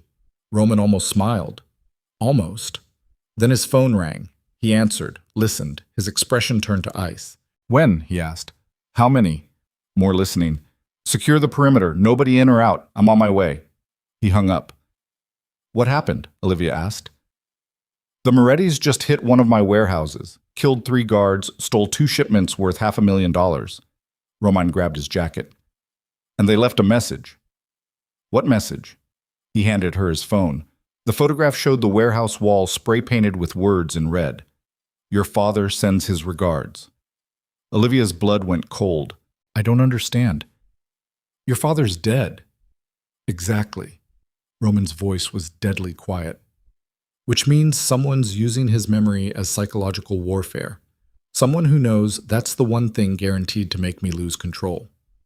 The Morettis, Roman confirmed. They're escalating, trying to provoke me into making mistakes, trying to turn this into a war big enough that it destroys both organizations. Why would they want that? Because chaos creates opportunity, and someone always profits from chaos. He moved toward the door. Stay here. Don't leave the mansion. I'll be back when this is handled. Roman, wait! He turned. Olivia stood, walked to him, looked up into his cold gray eyes. Be careful, she said quietly. Careful gets you killed in my world. Then be smart. Something shifted in his expression, brief, almost imperceptible. I'll try. Then he was gone. And Olivia Mercer, former nurse, new special consultant, and apparently now deeply invested in whether a mafia boss lived or died, stood alone in the office and realized with absolute horror that she was terrified of losing him. Not because he owned her, not because he controlled her future, but because somewhere between the library conversation and the contract signing and the moment he'd trusted her judgment about whether a man was lying, Roman Bellucci had become something more than her captor. He'd become human. And humans could die. Olivia pressed her hands against the desk and tried to breathe through the panic rising in her chest. Outside, the rain continued to fall. And somewhere in the city, Roman was walking into a war that might finally be the one that killed him. Olivia lasted exactly 47 minutes before she broke Roman's orders.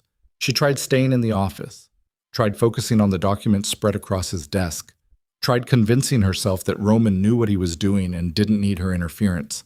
But every minute that passed felt like an hour. Every sound in the mansion made her jump, and the image of that spray-painted message kept burning behind her eyes.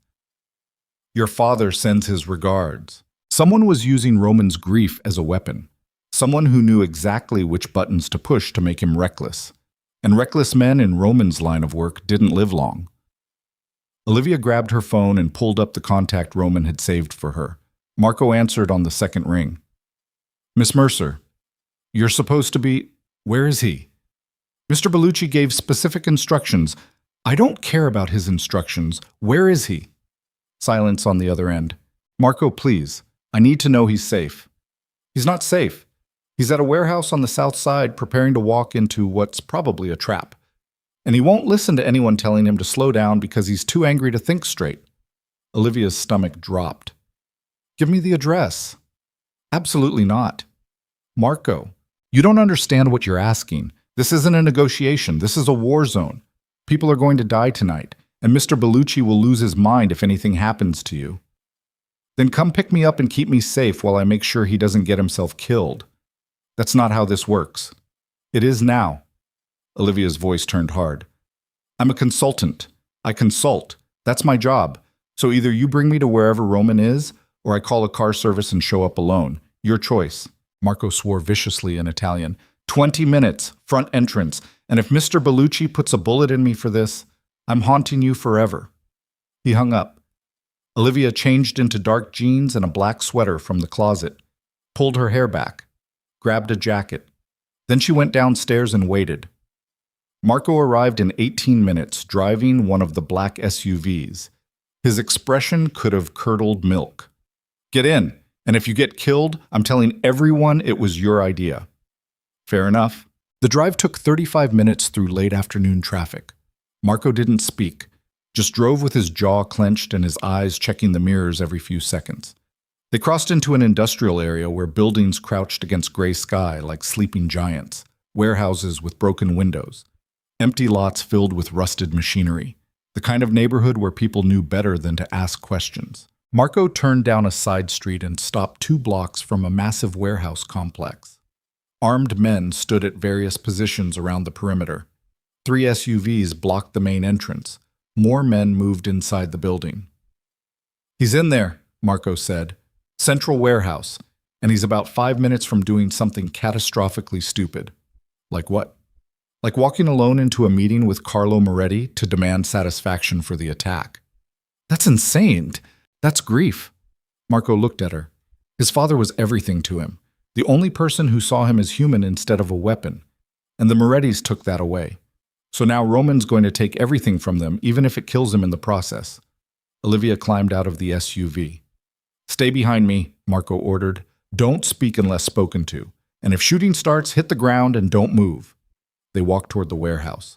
The guards recognized Marco and stepped aside. Inside, the space was cavernous. High ceilings supported by steel beams, concrete floors stained with decades of oil and chemicals, shipping containers stacked against walls. And in the center of it all stood Roman. He'd removed his jacket, white shirt rolled up to his elbows, gun holstered at his hip. He was looking at a laptop screen showing security footage from multiple angles. When Olivia entered, his head snapped up. His expression went from surprised to furious in half a second. "What the hell is she doing here?" "She insisted," Marco said. "I made the tactical decision that bringing her was safer than letting her find her own way." "Your tactical decisions are going to get you fired. With all due respect, sir, you're not thinking clearly right now, and she might be the only person you'll actually listen to." Roman's jaw tightened. He turned to Olivia. "I told you to stay at the mansion." "I don't take orders well. You should know that by now." "This isn't a game, Olivia. The Morettis are planning something. They hit the warehouse as bait. They want me angry enough to make mistakes." "I know. That's why I'm here." "To do what? Hold my hand while I walk into an ambush? To keep you from walking into it at all?" Olivia moved closer. "You're letting them control you. They invoke your father's memory and you lose your mind. That's exactly what they want." "I know what they want." "Then stop giving it to them."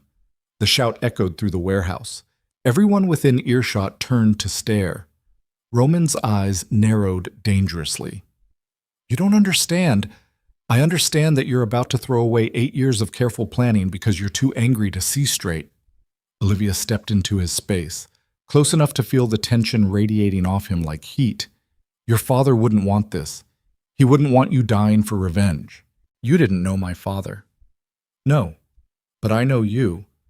And I know that whatever man you were before he died, you've spent 8 years becoming someone he wouldn't recognize. So maybe instead of dying to avenge him, you could try actually honoring his memory by not getting yourself killed. Roman stared at her. Rage and grief and something else warred across his face. They're expecting me at the docks in 40 minutes, he said quietly. Carlo Moretti himself, face to face. No weapons, just talk. It's a trap. Of course it's a trap. Then don't go. If I don't go, I look weak. And weakness in my position is death. Roman turned back to the laptop. I'm going, but I'm going prepared. Marco's setting up counter surveillance. We'll have men positioned at every exit. The moment Carlo makes a move, we eliminate everyone in the room. And if they have the same plan, then people die. Probably including me. He said it with such cold certainty that Olivia's breath caught. But at least I die taking the Morettis down with me. That's not a plan. That's suicide. Sometimes they're the same thing. Olivia grabbed his arm and forced him to look at her. Listen to me, please. You hired me to see patterns you miss, to notice things. So let me do my job. What pattern am I missing? This whole thing is too obvious, too direct. The Morettis aren't subtle people, but they're not stupid either. They know you'll expect an ambush. They know you'll come prepared. So why would Carlo risk a face-to-face meeting? Roman's expression shifted slightly. Because he wants something from me. Or he wants to distract you from something else. Olivia pulled out her phone and opened the photographs Roman had shown her of Vincent's documents. Look at this. These shipping routes. They're all coastal. And they all connect to the same port facility downtown. That's a legitimate shipping operation. Been running for 30 years. Owned by whom? Roman pulled up information on his laptop. His fingers moved fast across the keyboard. Moretti Holdings, but it's buried under 6 shell companies. He looked up. How did you know? Because everything Vincent was doing pointed to shipping. Every transaction, every meeting. He wasn't planning an attack on your warehouses. He was planning something bigger. And this meeting with Carlo is designed to keep you focused on the wrong target while they move whatever they're really moving. Roman's eyes went sharp. Marco, get me surveillance on the downtown port facility. Everything. Live feeds, traffic patterns, shipping manifests for the last 72 hours. Marco was already moving. 15 minutes later, they had the footage. 3 containers had been moved into a secured section of the port in the past 6 hours. According to the manifests, they contained agricultural equipment bound for South America. Pull up the cargo weights, Olivia said. Roman did. The numbers didn't match. Agricultural equipment that size should weigh at least 15 tons per container. These were listed at 8. They're not full, E.T., Roman said quietly, or they're not carrying what the manifest claims. What could they be carrying? Nothing good. Roman pulled out his phone. I need to get eyes inside those containers. You can't, not without alerting the Morettis that you know about them. Then what do you suggest? Olivia thought fast. Her medical training kicked in. When you couldn't fix a problem directly, you changed the conditions around it. Let them think they won, she said. Go to the meeting with Carlo. Act like you're too angry to think straight. Make him believe you're walking into his trap. While you're there, send a team to the port facility. Not to stop the shipment, to track it. Find out where those containers are really going and what's actually inside them. Roman stared at her. That's risky. Everything about this is risky. If Carlo realizes I'm playing him, then you shoot him first and deal with the consequences. Olivia's voice was steady. But at least you'll know what you're dealing with instead of going in blind. Roman looked at Marco. Can we get a tracking team to the port in 30 minutes? Already on it, Marco said. He was on his phone coordinating. 4 men, civilian vehicles. They'll tag the containers and follow from a distance. Good. Roman grabbed his jacket. Olivia, you're going back to the mansion. No. That wasn't a request. And I'm not leaving. She crossed her arms. You're walking into a meeting where you might die. I'm not waiting at home wondering if you're coming back. If shooting starts, I'll stay in the car. I'll stay behind cover. I'll do whatever you tell me. But I'm not going back to that mansion and sitting alone wondering if tonight's the night Roman Bellucci's luck finally runs out. Their eyes locked. Something passed between them, unspoken, electric. Fine, Roman said finally. But you follow Marco's orders exactly. No improvisation, no heroics. Understood? Understood. 20 minutes later, they were driving toward the docks. The sun had set. Chicago's skyline glittered in the distance. The lakefront stretched dark and cold beside them. Olivia sat beside Roman in the back of the SUV. His hand rested on his thigh, inches from hers, close enough to feel the heat of his skin through the fabric. "You should have stayed home," he said quietly. "Probably. This is going to get ugly. I've worked trauma. I've seen ugly. Not like this." Roman looked at her. Hospital ugly is random, accidental. This is deliberate, calculated, and it won't stop until someone's dead. I know. And you're still here. I'm still here. Roman's hand moved, just slightly. His fingers brushed against hers. The touch sent electricity through Olivia's entire body. "If this goes wrong," he started. "It won't." "You don't know that." "No. But I know you're too mean to die, and too stubborn to lose." That almost made him smile. Almost. The SUV turned onto a service road leading to the industrial docks. Shipping cranes rose against the night sky like skeletal fingers. Floodlights illuminated sections of the port, containers stacked in orderly rows. They stopped near a warehouse at the edge of the water. 3 cars were already there, men in dark suits standing at attention. The Morettis. Marco got out first, checked the perimeter, came back to the SUV. 6 visible, probably more inside. Carlo's in the warehouse, waiting. Roman checked his gun, holstered it, adjusted his jacket. "If I'm not out in 30 minutes, assume I'm dead and get Olivia out of here." "Roman," Olivia started. He cut her off with a look. 30 minutes. Then you leave." He opened the door. "And Olivia?" "Yeah?" "Thank you. For earlier. You were right. I was letting them control me." Then he was gone. Walking toward the warehouse with Marco and 2 other men flanking him. The doors opened. They disappeared inside. Olivia sat in the SUV with her heart hammering against her ribs. The driver stayed alert, engine running, eyes on the mirrors. 5 minutes passed. 10. Olivia pulled out her phone, opened the tracking app Marco had shown her. The team at the port facility had successfully tagged all 3 containers. They were still stationary, waiting for something. 15 minutes. Movement near the warehouse. 2 of the Moretti guards talking into radios. Looking agitated. 20 minutes. Olivia's phone buzzed. Text from an unknown number. "Get out, now. It's a setup." She showed the driver. "Who sent this?" "I don't know." Before they could react, gunfire erupted from inside the warehouse. Not controlled shots. Full automatic weapons. The driver swore and threw the SUV into reverse. "We have to go back for him," Olivia screamed. "My orders are to get you safe. Fuck your orders." More gunfire, glass shattering, men shouting. Then the warehouse doors exploded outward. Roman stumbled through the opening, blood streaming from a cut above his eye, gun in his hand. He fired 3 shots behind him without looking and ran. Marco appeared beside him, also bleeding, also shooting. The SUV screeched to a halt beside them.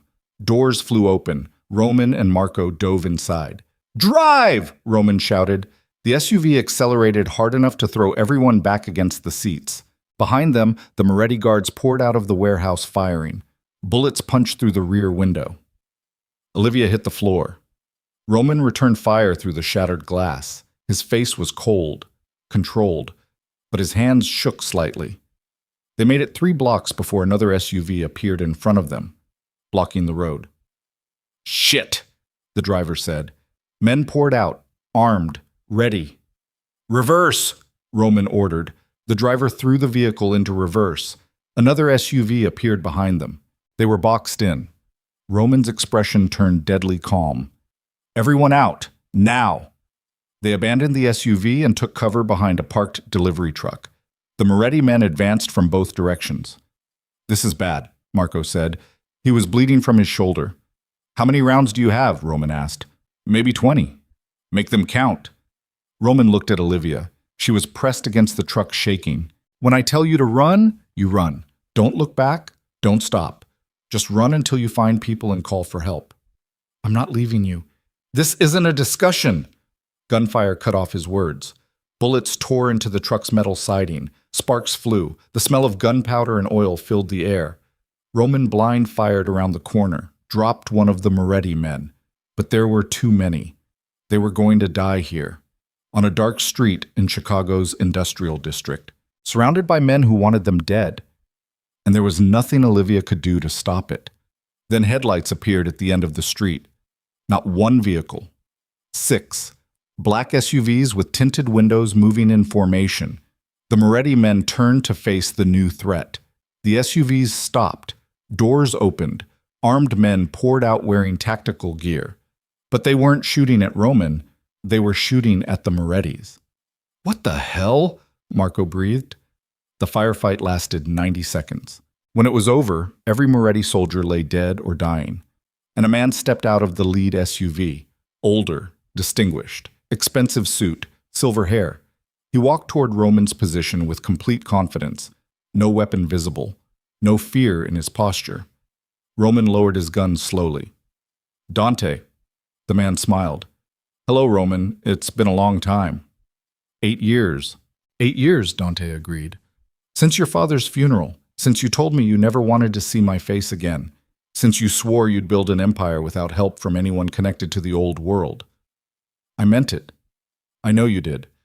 Dante's eyes shifted to Olivia. "And who is this?" "None of your concern." "Everything involving you is my concern. I'm your godfather. That makes you family whether you like it or not." Olivia stared at Roman. "Godfather?" "Dante Russo," Roman said quietly. "My father's oldest friend, and the head of the largest crime family on the East Coast." Dante smiled at Olivia. "And apparently the only person powerful enough to save Roman's stubborn ass from getting killed tonight." He turned back to Roman. "We need to talk, now, before the Morettis realize what just happened and bring their full force down on all of us." Roman hesitated, then he holstered his gun. "Lead the way." They climbed into Dante's SUV. The convoy moved quickly through dark streets toward an unknown destination. And Olivia Mercer sat beside Roman Bellucci, watching Chicago blur past the windows and wondering what the hell she'd just witnessed. And why Roman's godfather, a man powerful enough to command an army, had just shown up to save his life at the exact moment when death seemed inevitable. The answer to that question, she suspected, was going to change everything, again. The convoy stopped at a private estate 40 minutes outside the city. Gates opened automatically. Trees lined the long driveway. Security lights illuminated manicured grounds that stretched into darkness.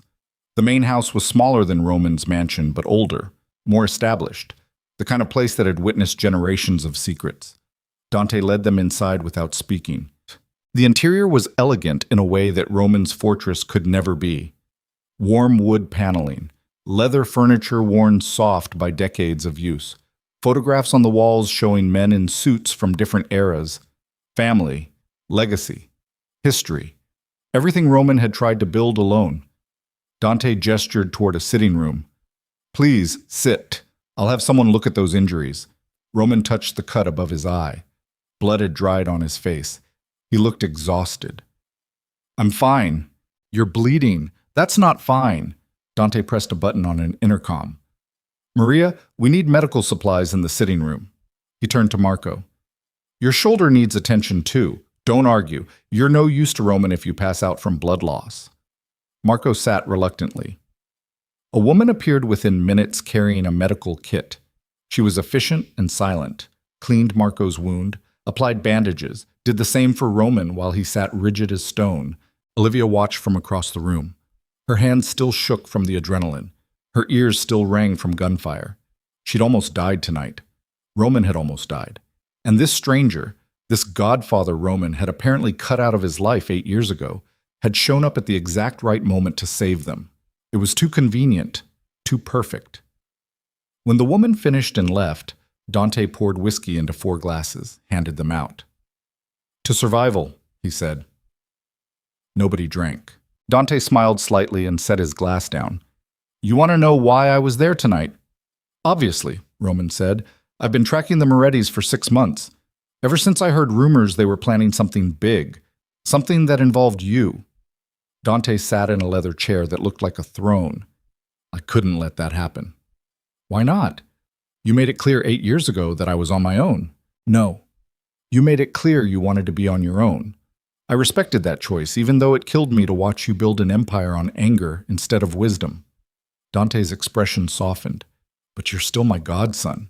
And when the Morettis started moving against you, I couldn't stand by and let them destroy what your father would have wanted protected. My father's dead because of men like you. The words landed like a slap. Dante's face went still. Is that what you think? That the old families killed Luca? I know they did. Vincent admitted it before I put 3 bullets in his chest. Vincent was a liar and a coward who would have said anything to save his own skin. Dante leaned forward.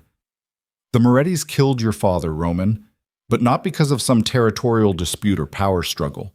They killed him because he discovered something they couldn't allow to exist. Roman's expression shifted. What did he discover? Evidence, documentation, proof that the Morettis had been working with federal agents for 5 years, selling out other families, destroying organizations from the inside while pretending to be allies. Silence crashed through the room. That's not possible, Roman said quietly. Federal cooperation would have been exposed. Someone would have talked. Someone did talk. Your father. He came to me 3 days before he died and showed me everything. Bank records, meeting transcripts, photographs. Dante's voice was heavy. He was going to expose the Morettis at the next council meeting, was going to bring evidence that would have destroyed them and exposed the federal corruption. But Carlo found out, and he had Luca killed before the truth could spread. Roman stood abruptly. You're lying. I'm not. And I can prove it. Dante pulled a key from his pocket. Your father gave me copies of everything, told me to hold them in case something happened to him. I've kept them safe for 8 years, waiting for the right moment to use them. He held the key out. Roman stared at it like it might bite him. Why didn't you tell me this before? Because you were 26 and furious and determined to burn down the world.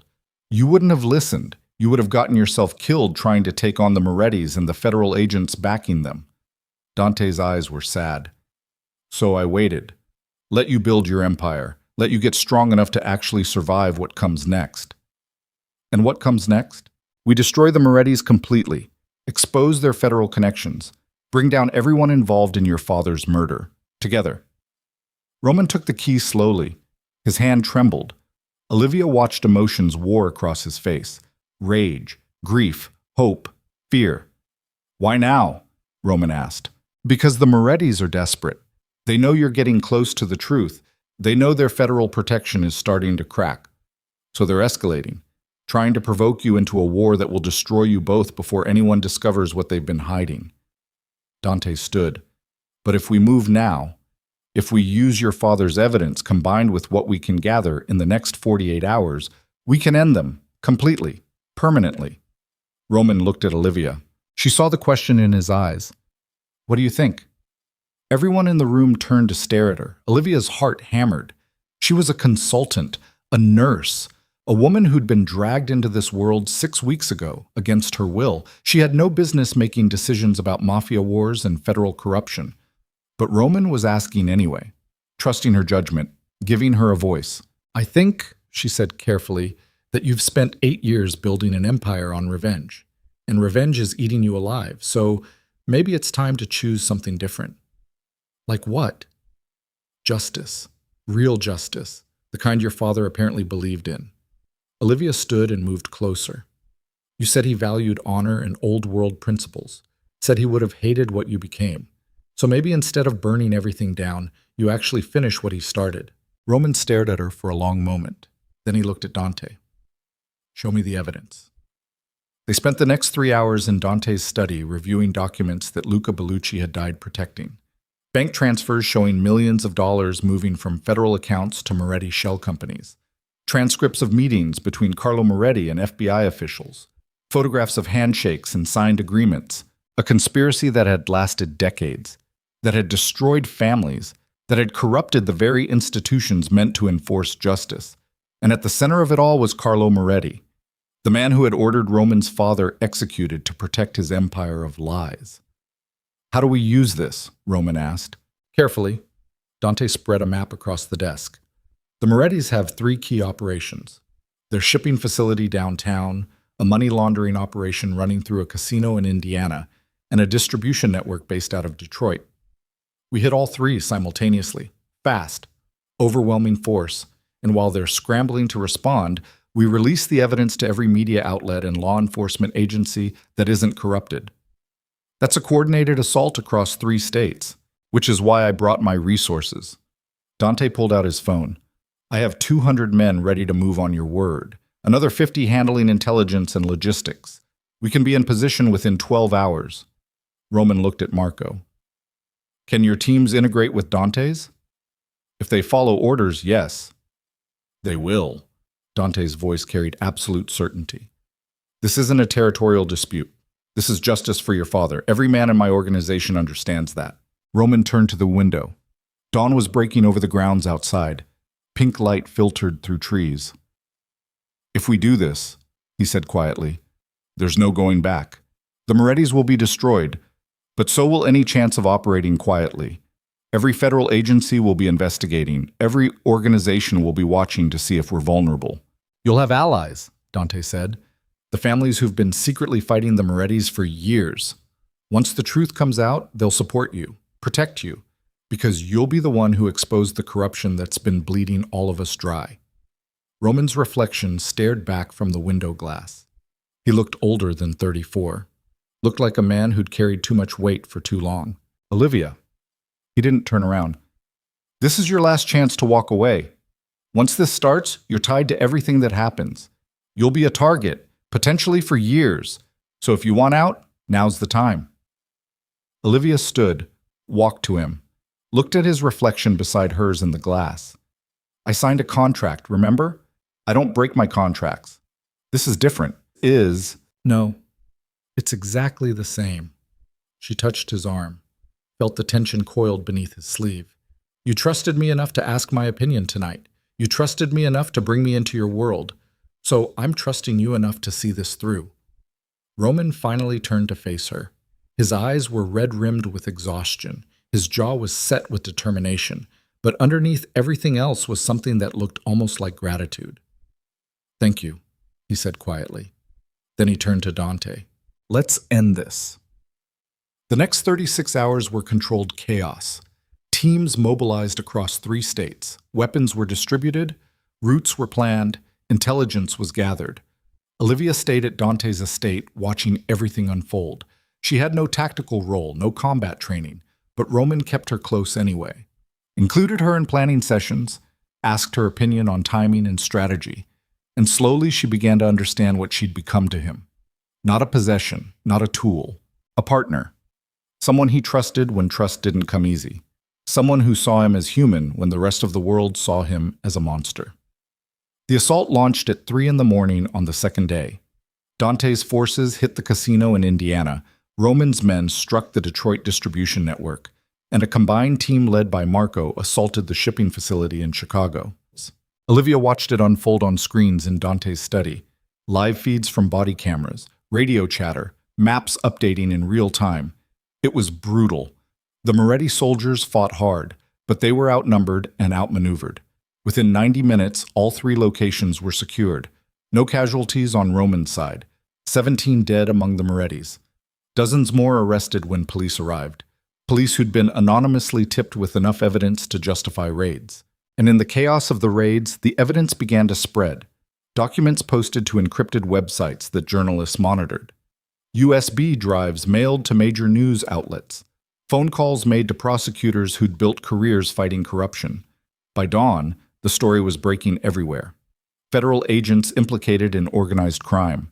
Decades of conspiracy exposed. The Moretti family at the center of the largest corruption scandal in Chicago's history. Roman watched it all from Dante's study with no expression on his face.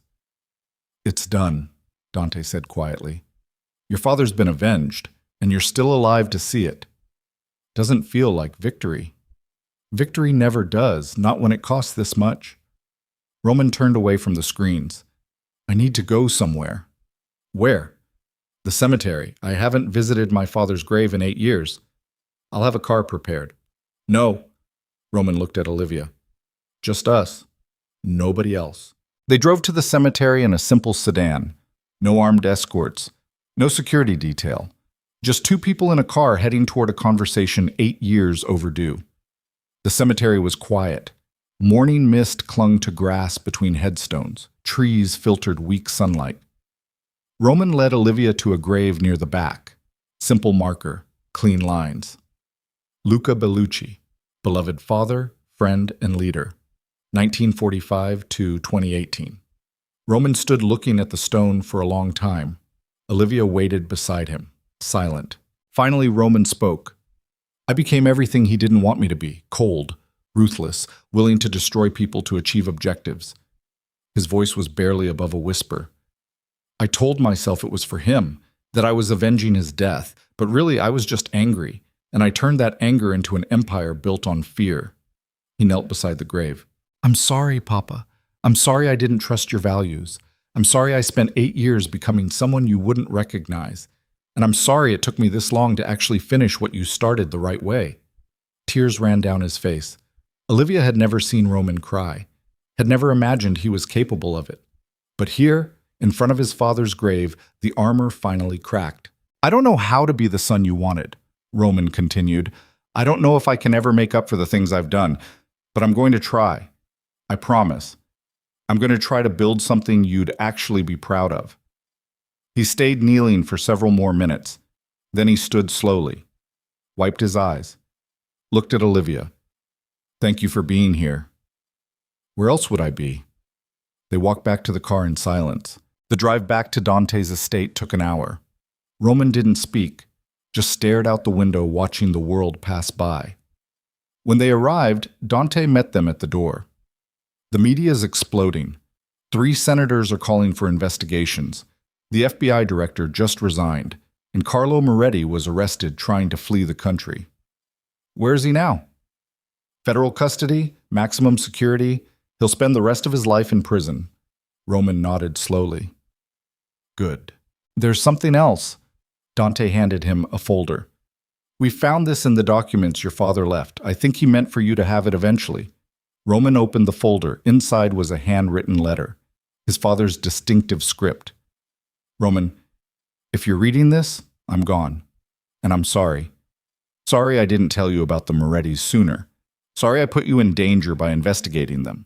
Sorry I won't be there to guide you through what comes next. But I need you to know something. The empire I built wasn't about power. It wasn't about money or territory or control. It was about protecting people, creating opportunities, building something that made the world slightly less terrible. I know you'll be angry when I die. I know you'll want revenge. That's human. That's natural. But please, son, don't let anger define you. Don't become the kind of man who measures success by how much fear he creates. Be better than that. Be the man I know you can be. The man who cares about justice instead of vengeance. The man who builds instead of destroys. And most importantly, find someone who sees your humanity. Someone who reminds you that underneath the armor and the anger, you're still capable of love. That person will save you when nothing else can. I love you, Roman. Always. Papa Roman read it 3 times. His hands shook. Then he carefully folded the letter and put it back in the folder. He was right, Roman said quietly. About all of it. I did let anger define me. I did become the kind of man who measured success by fear, and I almost died that way. He looked at Olivia. But then you showed up, and you refused to be afraid of me, refused to let me hide behind the monster I'd created, and somehow you saw something human underneath. Olivia's throat tightened. Roman, I don't deserve you. I know that. I dragged you into this world against your will, used you as collateral, put you in danger repeatedly. His voice cracked. But you stayed anyway, and you helped me become someone my father might actually recognize again. He moved closer. So I'm asking you now, not as your employer, not as someone who owns your contract, but as a man who's terrified of losing the only person who's ever made him want to be better. He took her hand. Stay, please. Not because you have to, but because you want to. Olivia looked at their hands joined together. Looked at this man who'd been a stranger 6 weeks ago. This killer with blood on his hands and grief in his eyes. This broken person who'd somehow become human to her when humanity should have been impossible. She thought about her father, about the apartment that had never felt like home, about hospital shifts that blurred into meaningless repetition, about a life spent saving people who would never see her as anything more than a pair of hands in the emergency room. And she thought about the past 6 weeks, the terror and the danger, and the moments when death seemed inevitable, but also the moments when Roman had trusted her judgment, had asked her opinion, had looked at her like she mattered, instead of like she was invisible. "I hated you," she said quietly. "When you walked into my father's apartment, I hated everything you represented: control, power, violence. I know. But then I saw the clinic records and heard about your mother and watched you cry at your father's grave, and somewhere along the way you stopped being a monster and started being a person." She squeezed his hand. "So, yes, I'll stay. Not because I have to, but because I want to see who you become now that the anger's gone. I want to help you build something your father would be proud of. And honestly, I want to figure out what the hell this thing between us actually is." Roman's expression shifted. Relief. Hope. Something deeper. "It's terrifying," he said. "Completely. And probably a terrible idea." "Definitely. And you're sure?" "No, but I'm here anyway." Roman pulled her closer, slowly, giving her time to pull away. She didn't. His lips touched hers gently, carefully, like she was something precious instead of something he owned. And for the first time since this nightmare began, Olivia felt like she was exactly where she was supposed to be. The kiss ended. They stood in Dante's hallway holding each other while the world continued spinning outside. "What happens now?" Olivia asked. "Now we rebuild. Correctly this time." Roman's voice was steady. "I'm going to dismantle the parts of my empire that were built on fear. Transition the shipping operations to legitimate business. Use the resources to actually help people instead of control them. That's ambitious. It's impossible, but I'm going to try anyway. You'll need help." "I know." He looked down at her. "Think you're up for consulting on how to build a criminal empire into something legitimate?" "I have no idea, but I'm willing to learn." They stayed at Dante's estate for 3 more days while the fallout from the Moretti revelations continued spreading. Investigations were launched, politicians resigned, federal agents were arrested. The corruption that had been hidden for decades was finally exposed to daylight. And through it all, Roman worked with Dante to consolidate what remained, not to build power, but to establish stability. On the 4th day, they returned to Roman's mansion. It felt different now, less like a fortress, more like a home that needed filling. Olivia stood in the library where she'd first seen Roman's humanity, where he'd admitted uncertainty for the first time in 8 years. "I'm turning this room into something else," Roman said from the doorway. "Into what?" "A foundation office, for the clinics, and other humanitarian projects." He moved beside her. "I'm going to use my father's money to actually do good. Build medical facilities, fund education, help people instead of controlling them. That's going to take years." "I have years now, thanks to you." Olivia smiled. "I didn't do anything. You kept me alive long enough to realize dying for revenge was stupid." Roman touched her face gently. "That's everything." Over the next 3 months, Roman systematically dismantled the violent parts of his empire. He shut down the illegal operations, severed ties with corrupt officials, redirected resources toward legitimate businesses. Some people left, others stayed. The organization shrank but became cleaner, healthier. And through it all, Olivia worked beside him, learning, consulting, helping him navigate the impossible transformation from crime boss to legitimate businessman. It wasn't smooth. There were threats from organizations angry about the Moretti exposure, attempts by federal prosecutors to implicate Roman in crimes they couldn't prove, moments when violence seemed inevitable. But each time, they found another path, a legal solution, a negotiated settlement, a way forward that didn't require bodies. And slowly, Roman Bellucci became someone his father might actually recognize. 6 months after the night at the docks, Olivia woke in the guest room that had become hers. Except it wasn't the guest room anymore. Roman had moved her things into the master suite 3 weeks ago, had looked at her nervously and asked if that was okay, had seemed genuinely relieved when she'd said yes. She found him in the kitchen making coffee. He'd gotten better at domestic tasks, still awkward, but trying. "Morning," he said. Morning. She kissed him. What's on the schedule today? Boring meetings about shipping manifests, exciting meetings about the new clinic in Guatemala, and dinner tonight with Dante to finalize the foundation's board structure. Sounds exhausting. Completely, Roman handed her coffee. But also good, right? Very good. They stood in the kitchen together, two broken people who'd found something neither expected. Not perfection, not safety, but something real. Something built on honesty and effort and the decision to be better than the worst versions of themselves. Outside, the sun rose over the grounds. Light filled the mansion. And Olivia Mercer, former nurse, consultant, and partner to a reformed crime boss, realized that sometimes the most unexpected paths led to exactly where you were supposed to be. I need to ask you something, Roman said. Okay? He set down his coffee, looked nervous. Actually, nervous. What we have, this thing between us. I want it to be official. It is official. I live here. I work with you. Everyone knows. That's not what I mean. Roman pulled a small box from his pocket. I mean permanent, legal. The kind of official that involves paperwork and a ceremony, and you agreeing to tie yourself to me forever despite how insane that sounds. Olivia's breath caught. He opened the box. Inside was a ring. Simple, elegant, beautiful. I'm not good at this, Roman said. I don't know the right words. I just know that 8 months ago, you walked into my life and refused to let me be a monster.